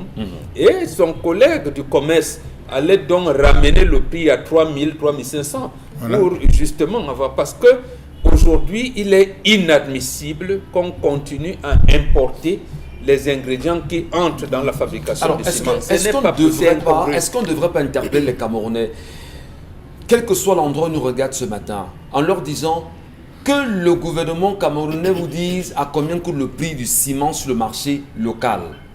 Si on vous dit que c'est 4 200 francs, et que vous arrivez à l'endroit où on vend le ciment à 6 000 francs, mais dénoncez d'une manière ou d'une autre. Mais vous faites comment? Vous dénoncez comment, Michel Gachou? Mais dénonçons. Qu'est-ce que ça nous coûterait justement qu'on se regroupe 4 ou 5 ou 10 personnes et que nous commençons à manifester devant la boutique pour dire que le prix du ciment n'est pas ce que nous voulons en réalité? Si nous voulons acheter le ciment à 4 200 parce que l'État du Cameroun nous permet d'acheter à 4 200, on se regroupe, on est 5, on commence à manifester devant ta boutique quand même. Oui, c'est vrai, mais de l'autre côté, le sous-préfet enverra les gens pour vous dire manifestation aussi, c'est là.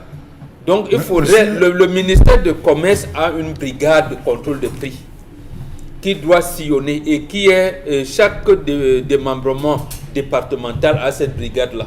Il doit donc sillonner, comme les Camerounais viennent d'envoyer les prix, combien ils achètent le ciment, donc ils envoient cette brigade-là sévir. Monsieur Michel Ngachou, je vais vous raconter une petite scène que j'ai eu à vivre lors d'un déplacement dans un village, dont je vais taire le nom. C'était un cadre du ministère du Commerce qui était endeuillé, monsieur Michel Ngachou, il avait perdu l'un de ses parents.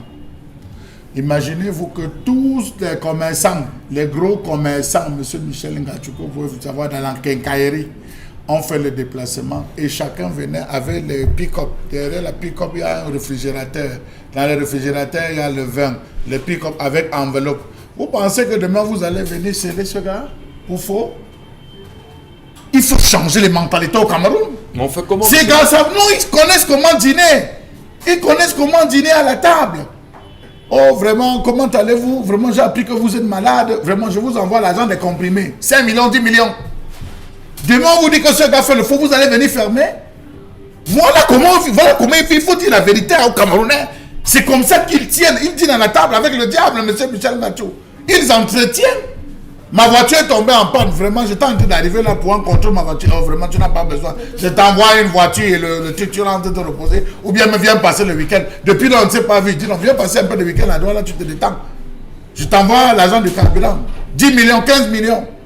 Mais allez voir, c'est ça ce qu'on vit sur le terrain, monsieur Michel Ngachou. Donc, comme quoi les brigades de contrôle, justement. Ça ne sert à rien, c'est pour brimer le petit vendeur. Le petit vendeur qui a son kiosque à Bepanda, c'est pour le brimer lui. Ce n'est pas pour brimer les gros caïmans.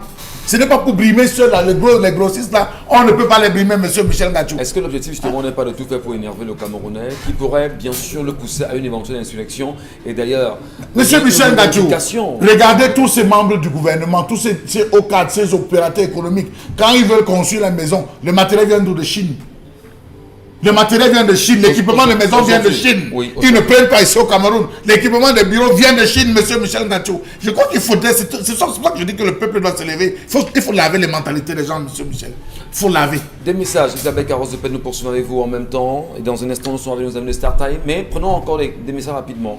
Un sac de ciment à Mulundu coûte 7500 francs. Voilà. Un sac de ciment à Mulundu. Hein. À l'est. Oui, oui, C'est juste qu'on fait la fondation d'une maison. Bonjour à vous le plateau. Je crois que si le prix augmente et aussi d'une région à une autre, c'est tout simplement parce que ceux qui sont en charge de veiller sur ces prix ne le font pas. Autre réaction, si on t'explique le Cameroun et que tu affirmes avoir compris, sache qu'on t'a mal expliqué.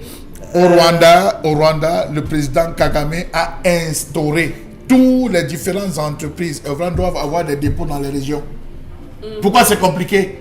On peut demander à tous ces différents fabricants locaux, comme disait Mbamba, à avoir des dépôts pour l'Est, des dépôts pour X, pour des dépôts pour Y. Eux-mêmes se chargent de renflouer. Mais monsieur Michel Ngachou, c'est quand même étonnant ce que nous voyons au Cameroun, que c'est vous consommez pour aller payer, vous allez faire le rang.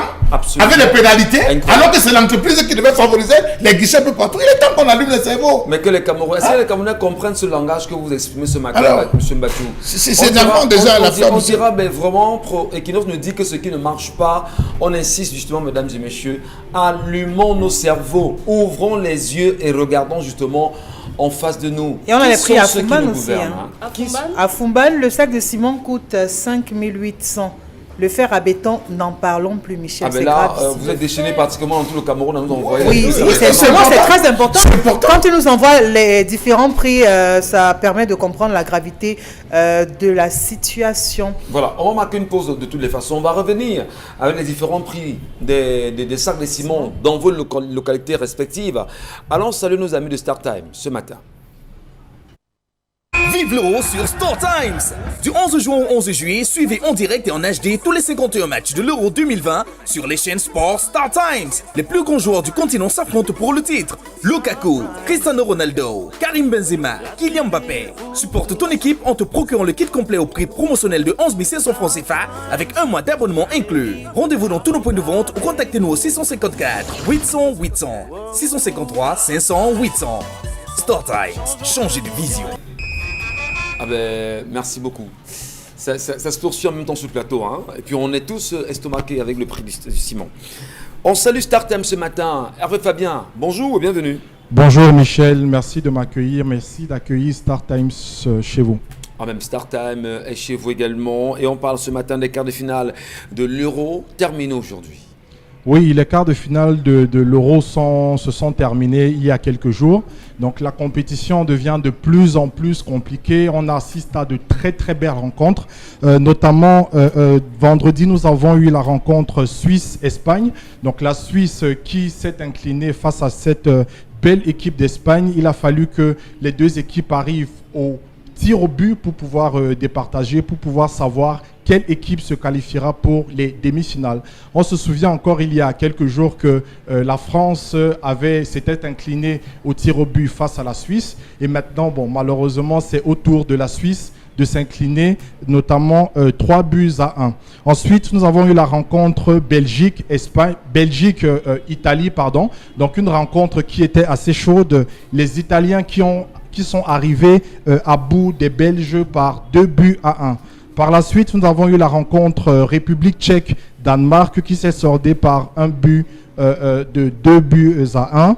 Et enfin, Ukraine-Angleterre. L'Angleterre qui a battu 4-0 l'Ukraine. Allez, place justement cette fois-ci aux demi-finales. Oui, les demi-finales commencent à partir de demain, donc 20h, à suivre sur les chaînes de sport Star Times, notamment la rencontre Italie-Espagne à partir de 20h sur la chaîne Sport Premium, une chaîne qui diffuse les contenus en français et aussi en anglais sur la chaîne World Football. Et le lendemain, donc mercredi, nous aurons le match Angleterre-Danemark à partir de 20h toujours, à suivre sur Sport Premium et World Football. Allez, on parle bien sûr des offres du bouquet Star Time. Pour se procurer un kit Star Times, c'est assez simple, mesdames et messieurs. Vous pouvez vous rendre physiquement dans l'une de nos agences sur n'importe quel territoire n'importe quelle ville du Cameroun. Nous sommes à Douala, nous sommes à Yaoundé, nous sommes à Bafoussam et nous sommes surtout en promotion. Donc le kit chez StarTimes actuellement coûte 1000 francs CFA au lieu de 5000. Donc avec 1000 francs, vous avez un décodeur haute définition et une parabole qui vous est gratuitement donnée. Par la suite, vous devez souscrire à un abonnement, donc notamment celui de 10 500 francs qui propose plus de 160 chaînes en français et en anglais avec plusieurs types de contenus, notamment les chaînes de sport, les chaînes d'information, les chaînes de musique, les chaînes de films, de telenovelas et même les chaînes aussi pour enfants, étant donné que nous entamons déjà les grandes vacances. Donc avec 10 500 francs pour le premier bouquet et 1000 francs pour le kit, vous avez droit de profiter de tous les contenus de StarTimes. Et bien sûr, on parle également d'une application StarTime, Hervé Fabien. Oui, StarTimes On, c'est une application de streaming qui vous permet de regarder la télévision directement sur votre smartphone. Donc si vous n'avez pas la possibilité d'acheter un kit ou même d'être devant votre écran de télévision pendant qu'il y a les matchs de l'Euro, vous pouvez vous rattraper sur l'application StarTimes On en la téléchargeant gratuitement sur Google Play Store ou bien sur Apple Store. Donc vous téléchargez, vous vous inscrivez et vous pouvez profiter de plusieurs contenus à très bas prix. Et vous nous dites justement que les contacts en ce moment affichés au bas de l'écran nous permettent de nous procurer d'un kit StarTime, c'est ça? Oui, donc vous nous contactez notamment au 654 800 800, 654 800 800 ou le 653 500 800 pour profiter de tout ce qu'on propose. Allez, merci infiniment Hervé Fabien d'être passé ce matin avec StarTime. Et nous tentons de revoir une autre vision avec vous. Madame, Monsieur, poursuivons l'édition de 10-12 Zénith de ce matin, tout en saluant encore fièrement les Camerounais qui ont choisi hier de se faire entendre dans les rues de Paris à travers une marche organisée. C'était le 3 juillet dernier, longuement annoncé. Aujourd'hui, des tractations vont bon train. Finalement, Maurice Kamto, qui n'y était pas, a fait un message assez intéressant à ceux-là qui pensent toujours au changement tard hier soir et leur a traduit justement sa satisfaction de continuer à tenir bon pour le changement souhaité au Cameroun. Madame, Messieurs, vous aussi êtes témoins de cette marche. Charles Hamel, Isabelle Carole, Bonbon Bengen, Dominique Audrey. On en reparle dans un instant, mais surtout, Isabelle, nous commencerez-vous. Que nous renvoyez-vous ce matin comme sujet premier? Alors, ce matin, on va commencer avec cette autre saisie. On va dire que c'est de plus en plus récurrent, que ce soit à Douala ou dans bien d'autres villes. Ça, il faut d'ores et déjà le préciser. Cette grosse saisie qu'on a pu justement avoir ce week-end, on parle de 572 bouteilles de whisky justement importées en contrebande et non justement estampillées, qui sont donc arrivées. Le butin, il faut le dire, était dissimulé dans des véhicules du tourisme et la saisie a été donc faite par les éléments de la brigade mobile des douanes de Kouaban du côté de Yaoundé, bien sûr sous la supervision du chef de subdivision. Il faut donc regarder toutes ces bouteilles en images qui devraient donc bien évidemment être écoulées dans des snacks, dans des bars, dans bien d'autres lieux, dans d'autres points chauds et tout, aux consommateurs qui, justement, après avoir consommé cela, se retrouver dans des situations, ça il faut le dire, très inconfortables. On se souvient encore, il y a quelques semaines, ici même à Douala, on a démantelé tout un réseau justement de boissons alcooliques ou encore de bouteilles d'alcool, de bière précisément, qui étaient donc contrefaites. Aujourd'hui, c'est 172 bouteilles de whisky contrefaites. Ça ne surprend plus, hein? Ça ne surprend plus, mais ça fait peur. Ça fait peur, on ne sait parce que l'eau minérale, on ne sait pas s'il y a du vaccin à l'intérieur ou pas. Le whisky aujourd'hui qui devient contrefait, la bière qui devient vraiment très hypothéquée quand on parle de ce sujet. Décidément, peut-être que c'est l'eau du forage ou alors je ne sais pas. Ou l'eau du puits alors. Qui a aménagé le forage? Bon, qu'est-ce qu'on offre, se tourne vers quoi? Parce que même l'eau, on n'est pas rassuré. 1,5 million, c'est-à-dire Dominique Audrey, vous boirez du whisky comme ça, vous en prenez de temps en temps quand même. Même quand c'est difficile. C'est difficile. Aujourd'hui, on a très peur de ce qu'on consomme. On a très peur, surtout que parfois, on va acheter dans de grandes enseignes et vous rentrez, après avoir consommé, vous avez des effets, vous avez tellement mal à la tête. Vous vous demandez, mais attendez, qu'est-ce que j'ai mangé? Est-ce que c'est parce que je n'ai pas dormi? Parfois, c'est dû à ces boissons qu'on consomme, peut-être sans savoir d'où est-ce que ça provient. Malheureusement, les grandes enseignes, les grands magasins qui sont plutôt respectables sont parfois les lieux où on vend même ce genre de choses. Donc aujourd'hui, on n'est plus à l'abri de rien. Si vous avez un benguiste qui est en route, demandez-lui de vous mettre une bouteille de vin dans le sac, dans la valise. Je voudrais justement aller dans le même sens que vous, parce qu'en fait, j'aime peut-être le rappeler ici qu'au-delà de ce que nous faisons, j'organise les mariages aussi, j'ai pris la peine de dire désormais aux uns et aux autres, lorsque vous venez au Cameroun, organisez vos mariages, non, n'ayez pas peur, c'est pas un souci. Au Cameroun, on ne fait pas tout. Hein? Il faut apprendre à être polyvalent. Alors, lorsque vous venez au Cameroun, vous qui venez vous marier au Cameroun, s'il vous plaît, faites tout pour acheter vos boissons de l'autre côté, parce que là, au Cameroun, on n'est plus sûr de ce qu'on consomme. Il faudrait à un moment donné que l'on prenne la peine de dire aux Camerounais, faisons attention. Moi, j'ai encore eu la chance récemment avec quelqu'un qui m'a dit, Michel, j'ai suivi vos conseils, j'achète mes boissons en Europe, je les ai fait acheminer au Cameroun des mois à l'avance, et je sais au moins que lors de mon mariage, ceux qui seront là consommeront une boisson qui sera au moins contrôlée. Alors finalement, est-ce que c'est pas dire, c'est dire que l'État Mbombo Bengana a laissé pourrir la situation au point aujourd'hui, nous sommes obligés de dire ce que nous disons pour amener les Camerounais à plutôt avoir peur de ce qu'on consommerait, qui vient du Cameroun aujourd'hui. Est-ce que c'est pas une volonté, on va dire, des gouvernants en place qui nous pousse justement à cette façon de réfléchir là? Mais justement, quand l'État vous demande de vous débrouiller, c'est débrouiller, ça veut dire quoi? Il avait dit ce que je vois, je fais. Ce que je ne vois pas, je ne fais pas. Et c'est ça. Et lorsqu'on vous licencie, imaginez les licenciements qu'il y a dans des entreprises brassicoles. Un gars, il se tourne au quartier, il commence avec les quelques formules approximatives qu'il avait eues, commence à faire n'importe quoi. Les enfants qui sortent avec les licences en biochimie, master en biochimie et tout, quand ils rentrent, il sait que bon, nous on faisait l'école, il se met parce qu'il n'y a pas de travail. Il se met là et on vous demande débrouillez-vous. Débrouillez-vous. Bon, vous voyez, lui n'a pas eu la possibilité d'acheter, la famille n'a pas pu réunir 250 000 pour acheter une moto. Alors, il a son master en biochimie, il va faire quelque chose. Ça marche. Voilà. Au point où on est même arrivé à mettre le ha dans le matango. Donc, pardon, notre matango, on commence à mettre des choses compliquées dedans. Donc, le Cameroun est un pays dur. Le Cameroun est dur, mais on se bat. Chacun se bat pour manger. Chacun se bat pour vivre. Et la contrebande est devenue la chose normale. On a vu des gens même quitter Douala ici, je parle encore pour ceux qui ont des mariages, et même à Yaoundé, aller acheter des boissons à la frontière du Cameroun, Gabon, parfois même Guinée également, Guinée équatoriale. Et voilà, vous me rappelez quelque chose, justement, quand vous parlez de mariage, j'étais dans le taxi, justement, un policier a dit à quelqu'un de préparer le mariage de son fils, que non, allons, il y a les boutiques en Bapou, on vend le faux, il ne faut pas y aller, si je te laisse aller seul. Donc, eux-mêmes, les forces maintien de l'ordre savent où il y a le faux. Oui, ils savent. Il dit que non. Même si vous, quand vous voulez acheter du champagne, si vous voulez acheter du champagne, on va vous dire, bon voilà, ça c'est la même marque. Hein.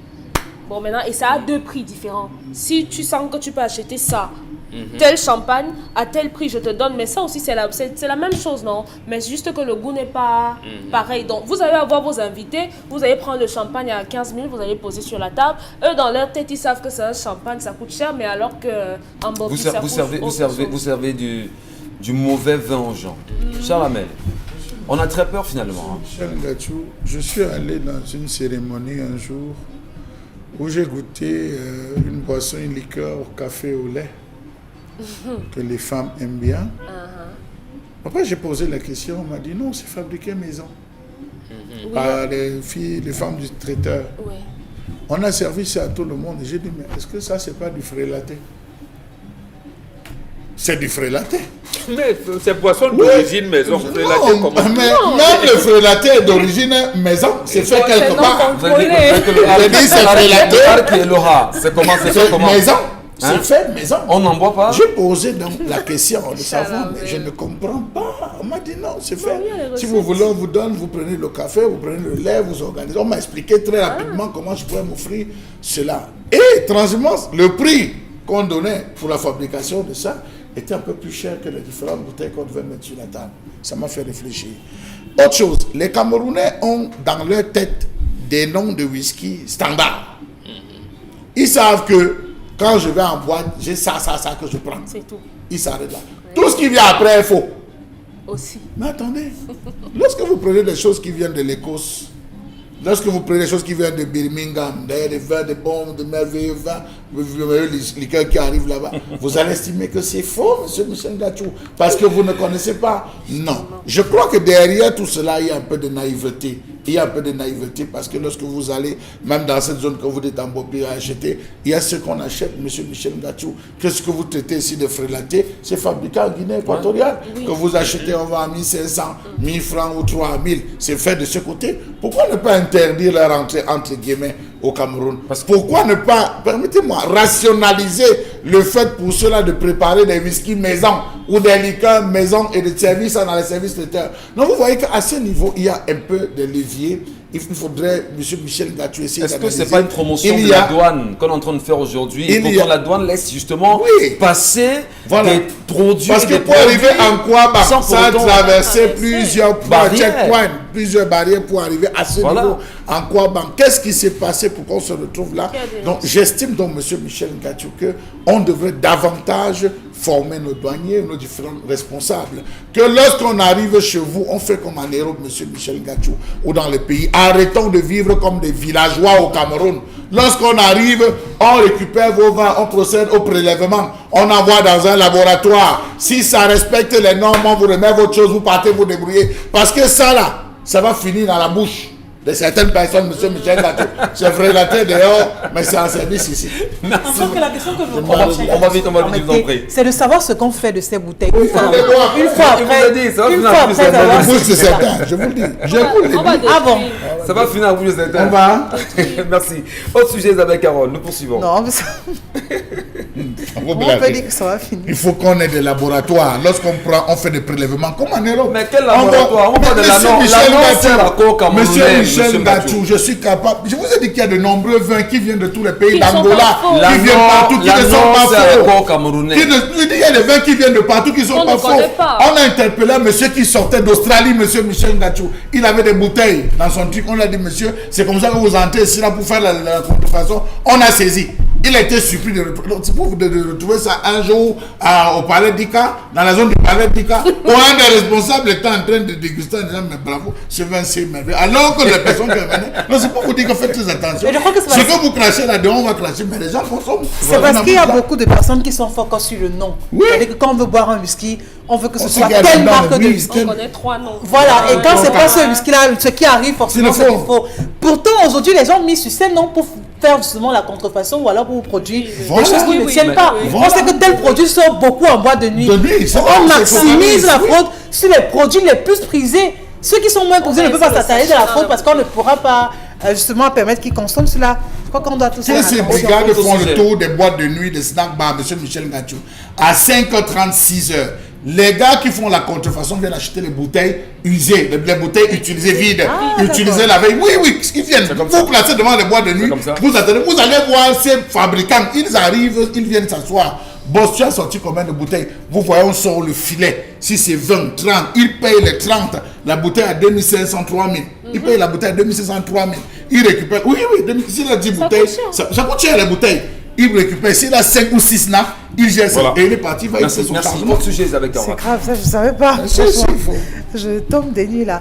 Alors parlons de cette demande d'explication qui défraie la chronique sur la toile. Peut-être que c'est la réponse à la demande apportée justement à cette demande d'explication qui fait jaser. Dans tous les cas, elle était adressée au conseiller municipal à la commune d'arrondissement de Konsamba 3e, qui est donc justement acculé d'avoir apporté son soutien à des personnes qu'elle ne devrait pas et qui, on a estimé que c'est comme une sorte de trahison envers le parti qu'elle est censée servir, et à elle de répondre, à lire Psaume 52, Dieu détruira celui qui se vante de faire le mal. Merveilleux psaume. Est-ce que c'est de cette façon qu'il faut répondre à... Merveilleux psaume. Vous avez lu ce psaume-là? Merveilleux psaume. Il faudrait le lire pour comprendre. Qu'est-ce que ça dit, Dominique Audrey, de psaume 52? C'est un cantique de David qui présente une situation de Saul, parce que Saul s'était rendu chez Bartholomé, je crois que c'est ça le nom.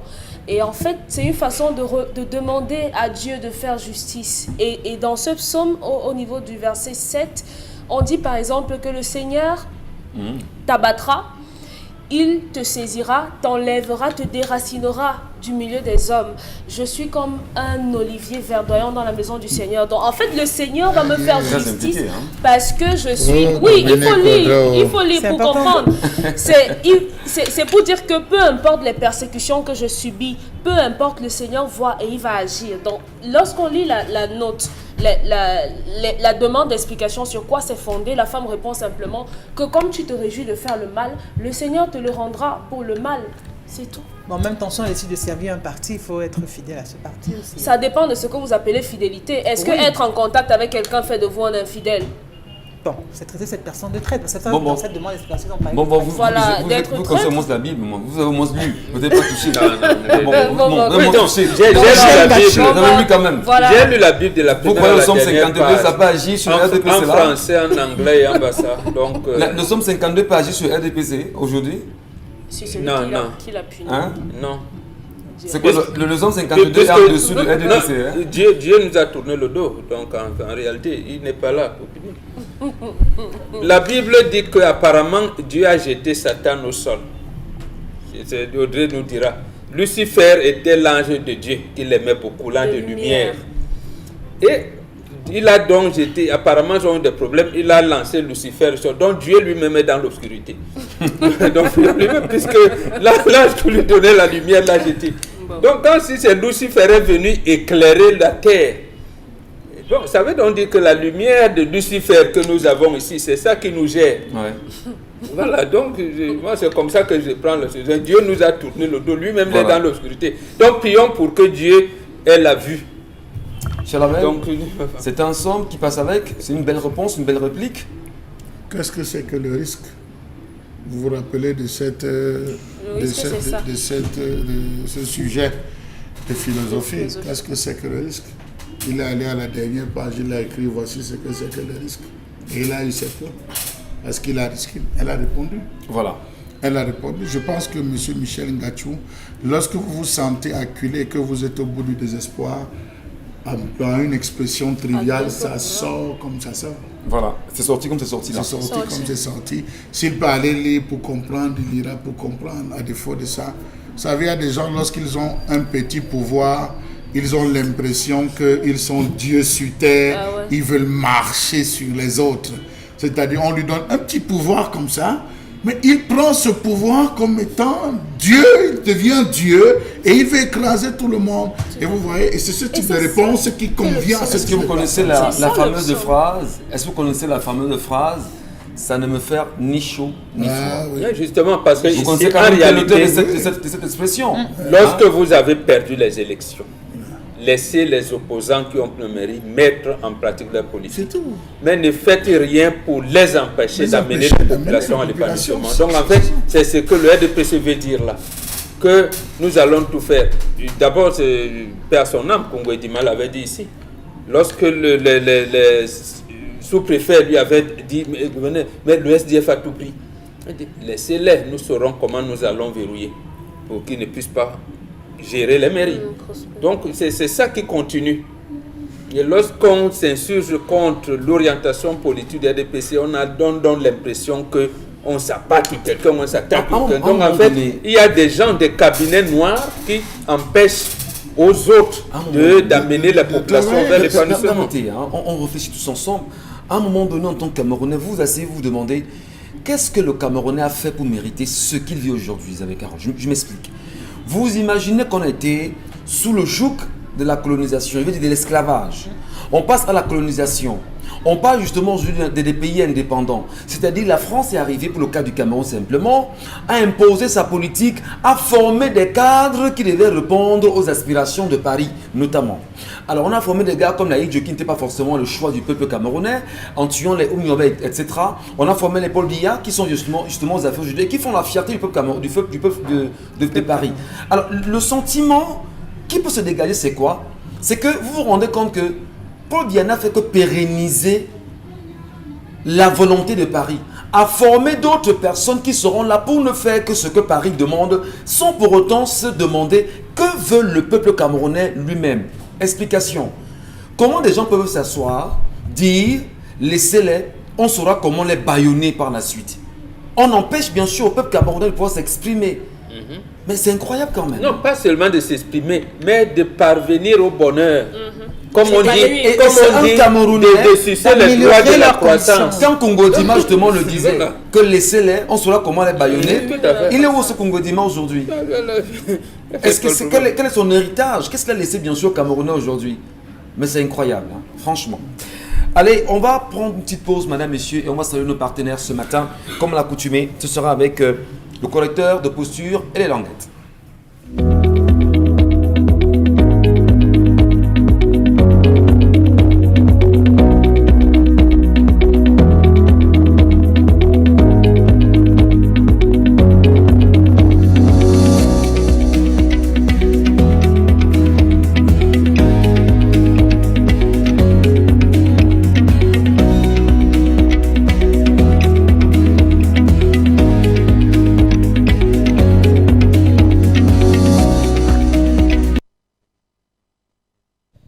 Correcteur de posture, languette d'abord. Bonjour, Consil Lamine. Alors bonjour Michel Gatou, bonjour à tous nos téléspectateurs et bonjour à tous les clients et partenaires du concept Salaka. Ces clients, je ne cesserai de leur dire que le magasin 1001 Tapis, qui est situé en plein cœur de Douala, au quartier Aqua, en face le Palais d'Ika, reste toujours en pleine promotion, en permettant à sa clientèle d'avoir des articles de qualité à des prix vraiment dérisoires. Retenez également que c'est le seul magasin qui vous permet d'avoir des avantages exceptionnels. Parmi ces avantages, il y a cette garantie que nous accordons à tous nos clients. Et parlant bien sûr de garantie, retenez que le magasin 1001 Tapis, à travers le concept Salaka, ne dépendent pas les articles, nous les remplaçons. Vous achetez un article au magasin 1001 Tapis, nous le remplaçons parce que c'est ça le concept Salaka et c'est ça le partenariat entre les clients et le concept Salaka. Alors ce matin, nous commençons bien entendu par cet accessoire qui nous permet d'éliminer les douleurs au niveau du dos, cet accessoire qui nous permet d'éliminer les douleurs au niveau bien sûr du cou, au niveau des épaules, c'est bien entendu le correcteur de posture. Vous le connaissez déjà, vous êtes nombreux aujourd'hui à avoir le correcteur de posture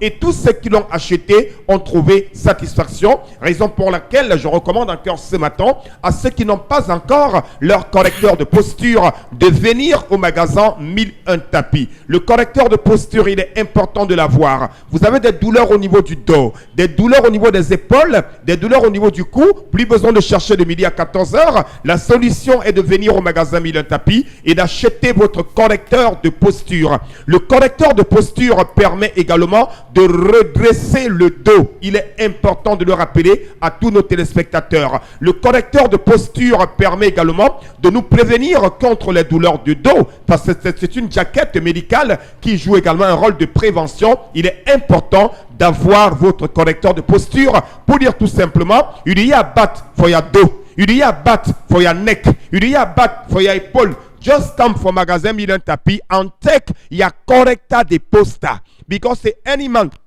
must get a corrector de posta. You de sumo pikino, you de big mamio, you de nyomboyo, you de sportifo, you de plantero, you de culturio, you de taximeno. Et parlant des taximens, il est important de conduire avec le correcteur de posture parce que ça vous permet de ne plus avoir des douleurs au niveau du dos. Le prix est de 10 000 francs, votre correcteur de posture, quelle que soit la taille, quelle que soit la couleur. Et parlant bien sûr des couleurs, le correcteur de posture, c'est deux couleurs, la couleur blanche et la couleur noire. Parlant bien sûr des tailles, vous avez la taille L, la taille S, la taille XL, la taille XXL et la taille standard pour un prix de 10 000 francs, votre correcteur de posture qui se lave facilement, qui se range facilement, mais ne pas dormir avec le correcteur de posture. Alors je vous le recommande. À côté bien sûr du correcteur de posture, nous restons toujours dans des accessoires de santé, dans des accessoires qui permettent d'éliminer les douleurs au niveau de la plante du pied. Cette fois-ci, nous parlons de la languette médicale. Comment l'utilise-t-on?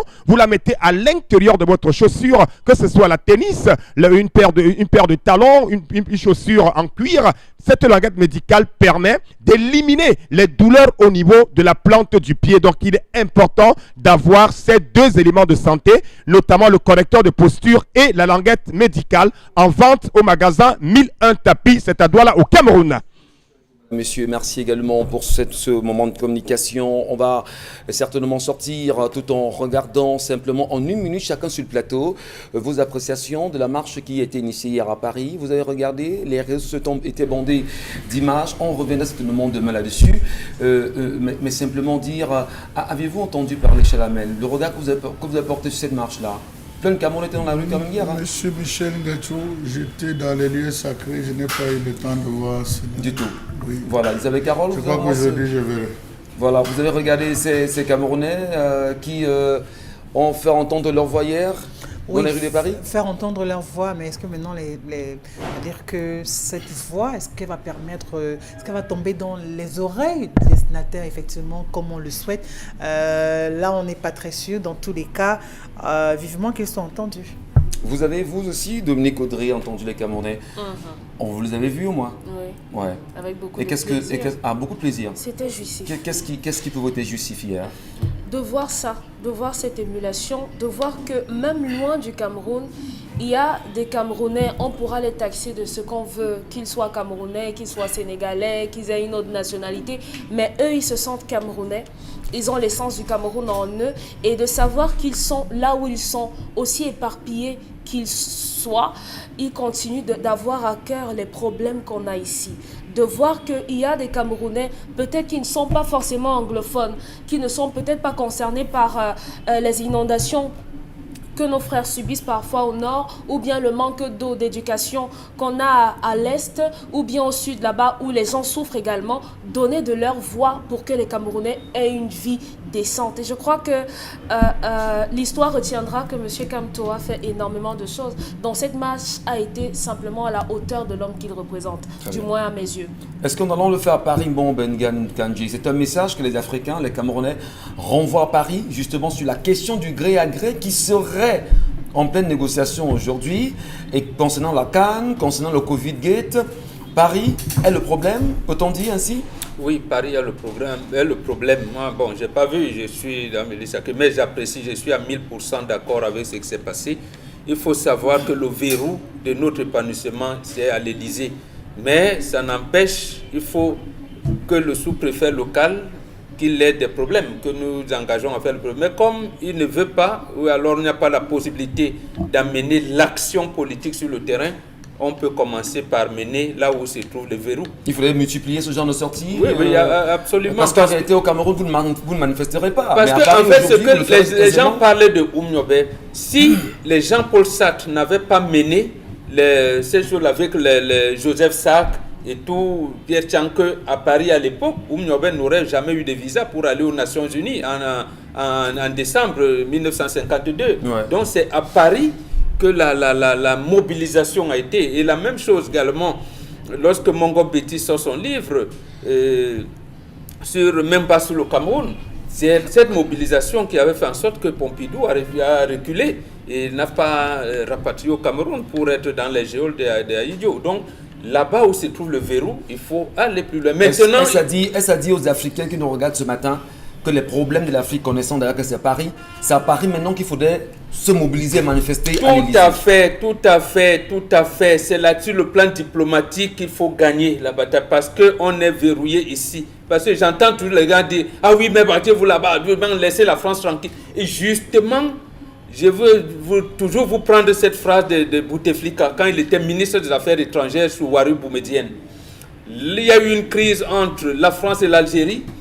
Et quand il rentre, il sort de l'Élysée, on lui tend le micro, il a dit mais la France ne peut pas expulser les Algériens de France parce que la France sait que l'Algérie sait faire la guerre. Voilà, donc, un très bon message en même temps. Et on termine avec l'extrait de cette sortie du professeur Maurice Kamto qui le dit d'ailleurs à ses Camerounais. Je vous en félicite chaleureusement. Vous avez montré à ceux qui avaient annoncé votre dispersion et votre découragement que vous êtes plus mobilisés, plus rassemblés et déterminés plus que jamais. À demain, 10h.